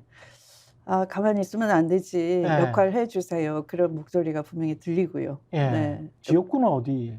저도 모릅니다. 아, 그래요? 네. 당에서 하는 일이니까 그냥 속으로 근데 마음 먹고 있지 않고요. 염두에 두고 있는 혹시 근데 뭐 몇 군데 정도는 염두에 두고 계실 거 아니에요? 이 자리에 염두에 두고 있는 걸 얘기하면 뒤집어질 겁니다. 아, 그래요? 아, 다른 후보들이? 네. 예. 그렇군요. 네. 그냥 뭐 격전지 한번 나가시는 거는 어떠십니까 또? 예. 제가 가는 데가 다 격전지 아닐까 싶은데요. 그렇겠죠? 네, 네. 상대 당에서도 네. 누군가를 또 붙일 거 아니에요? 예, 뭐 눈여겨보고 있겠죠. 어떻게 움직일까. 근데 언론에서 나오는 걸로는 동작을 이야기를 많이 하더라고요. 금시초문이에요. 그래요? 네. 예. 아니, 나경원 그 전 의원이 거기 있으니까. 네, 네. 나경원 전 의원도 거기에 공천된다는 보장은 없어요. 네, 네. 예. 네. 사실은 뭐 경문고등학교 출신의 네. 예, 윤석열 사단 중에 한 명이 또 내려온다는 이야기도 있기 때문에 그런가요? 예. 네. 그 사람은 남자고 네. 예, 검사 출신이고 네, 예, 경문고등학교 출신이고 네, 네. 그러면 그쪽이잖아요. 동작구잖아요. 네, 네. 예. 동작구가 긴장하리 이렇게 되겠는데요. 동작구가 긴장하리. 네, 여기 예. 이 장하리 때문에. 예. 그래서 뭐 누가 네, 네. 만약에 나경원 대 추미애면 정말 빅매치가 될 수도 있을 것도 같은데 네. 어디가 먼저 결정이 되나요? 그러면은 민주당이 먼저 결정이 되나요? 그걸 확 바꿔버릴 수도 있습니까? 전략적으로 어떤 뭐 민주당이 제가 이쪽으로 밖에 있다 보니까 네. 전략에 전혀 영향을 미칠 수가 없어요. 정말 저는 원론적인 말씀만 드리고 있어요. 네. 아니 상대 네. 당의 전략이 네. 추미애가 저기 나오면 네. 저기는 꼭 꺾어야 되겠다라고 해서 누군가를 또 전략 공천을 한다 할지 네. 그럴 가능성이 어느 그럴 정도 수도 있겠네요. 네. 그럴 수도 있다. 네. 네. 원래는 광진 아니었어요? 광진을이죠. 그렇죠. 네. 광진을인데 네. 거기가 지금 고민정인가요? 네. 거기도 거기도 확정은 안 됐고요. 어느 지역이나 아직 확정된 건 없어요. 그렇죠. 지금 뭐 예. 이 후보 신청을 받고. 받고 있는 과정 중에 예. 이제 검증 단계가 끝나지 않았나 싶고요. 예. 아직 뭐 공간이 구성도 안 돼 있고 그러죠. 예. 네. 지금 네. 관련해서 네. 마지막으로 네. 조국 신당과 관련해서는 그 이후에 이제 법무부 장관을 하셨기 때문에 네. 어떻게 보면 가장 연민, 네. 측은지심이 가장 많은 분 중에 하나일 텐데 네. 네. 조국 네. 전 법무부 장관에 네, 네, 네. 대해서 우리 시민들께서 그러하시죠. 그렇- 지지자분들께서. 그렇죠. 네. 예. 어떻게 보십니까? 조국 네. 신당이 만들어지는 것 자체랄지 그 이후에 만약에 만들어진다면 포지셔닝이 어때야 된다라고 생각하시는 건지 그런 것도 좀 궁금하긴 합니다만. 저는 조국 전 장관께서 신당이라는 그 당의 울타리를 뒤집었을 것 같지는 않습니다. 아, 그래요? 네네. 네. 그러니까 좀 더 그러니까 이 항상 늘 이렇게 얘기했잖아요. 저는 진심이라고 믿는데 나는 천상 학자입니다. 네네. 근데 이제 그 오히려 학교 쪽에서 굉장히 정치적으로 굴었죠. 예. 어느 날 갑자기 조국 장관이 뭐 사진 이렇게 올렸다고 해서 그 교수 해임을 해버렸잖아요. 예. 네. 그래서 돌아갈 정말 학자로서는 이 맥이 끊긴 건데, 네. 그렇다고 자기 주장을 그냥 다 뒤집어 쓴 채로 그 온갖 뭐 그렇죠. 덕지덕지 다 한 어떤 4년 동안. 부당한 것까지도 다 뒤집어 쓰고 있는 상황에서 예. 그냥 침묵만은 할 수 있을 수는 없고 그렇겠죠. 인간적으로. 네네. 예. 그래서 뭐 여러 가지 얘기를 하는데 그것을 일각에서는 뭐 어떤 신당 움직임이다 자꾸 정치적으로 올가미를 씌우려고 하는데 너무 정치적으로 볼 필요 없다. 네네 그렇진 않고요. 어차피 이 검찰 독재 정권이 아까 말씀드린 것처럼 정치, 경제, 역사 모든 부분을 파탄내고 있으니까 예.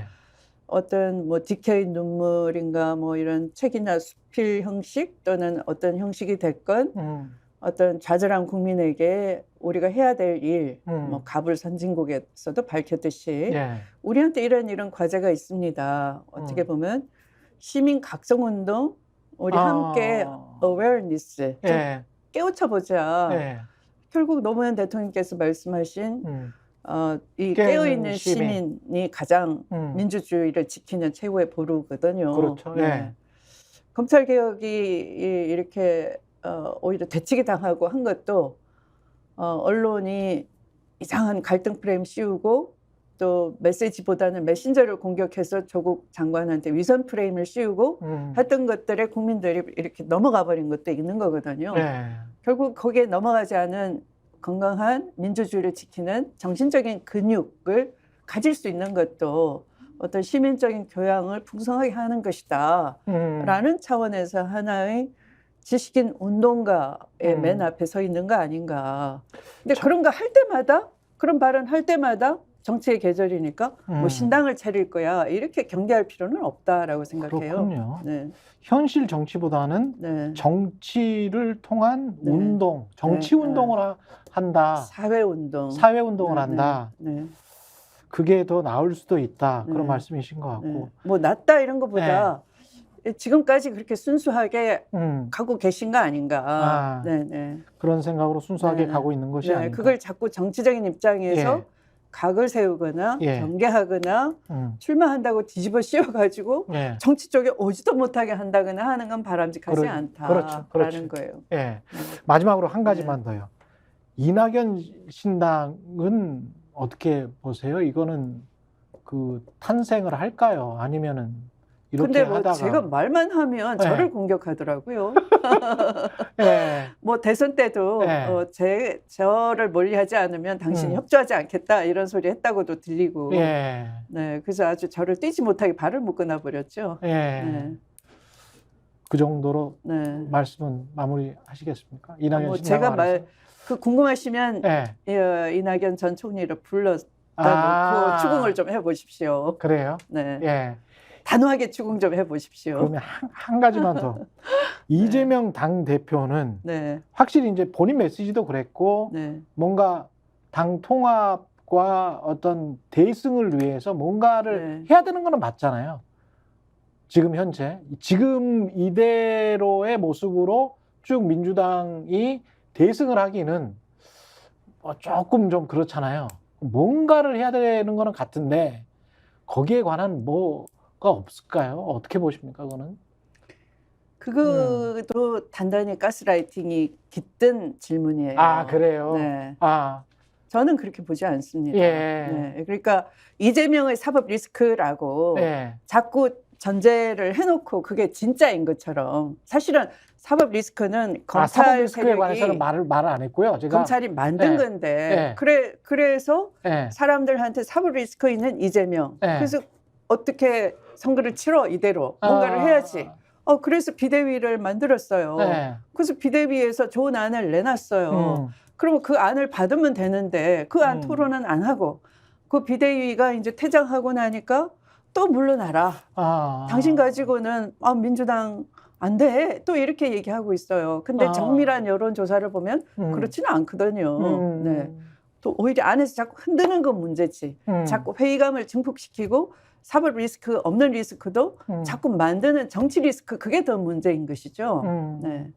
근데 뭔가를 더 해야 한다라는 거에 제가 아까 질문에도 일부러 사법 리스크를 할지 이런 말은 빼고 말씀을 드렸는데 그러니까 이런 거죠. 국민들한테 어떤 특히 중도층의 스윙 보터들한테 소구하려면 지금보다 더 많은 표를 얻으려면 뭔가 더 한 것 같은 어떤 결과물을 내놔야 되는 거는 맞는 것 같거든요. 총선 전에. 저는 스윙 보트가 따로 있는 것이 아니고 되는 것도 없고 안 된다고 하는 것도 없다. 다 된다고 하면서 결국 아무것도 안 하고 안 되더라 하는 정치 효능감을 안 보여줘서 정치에 냉담해진 것이 스윙보트인 거지 원래 스윙보트가 있었지는 않은 것 같아요.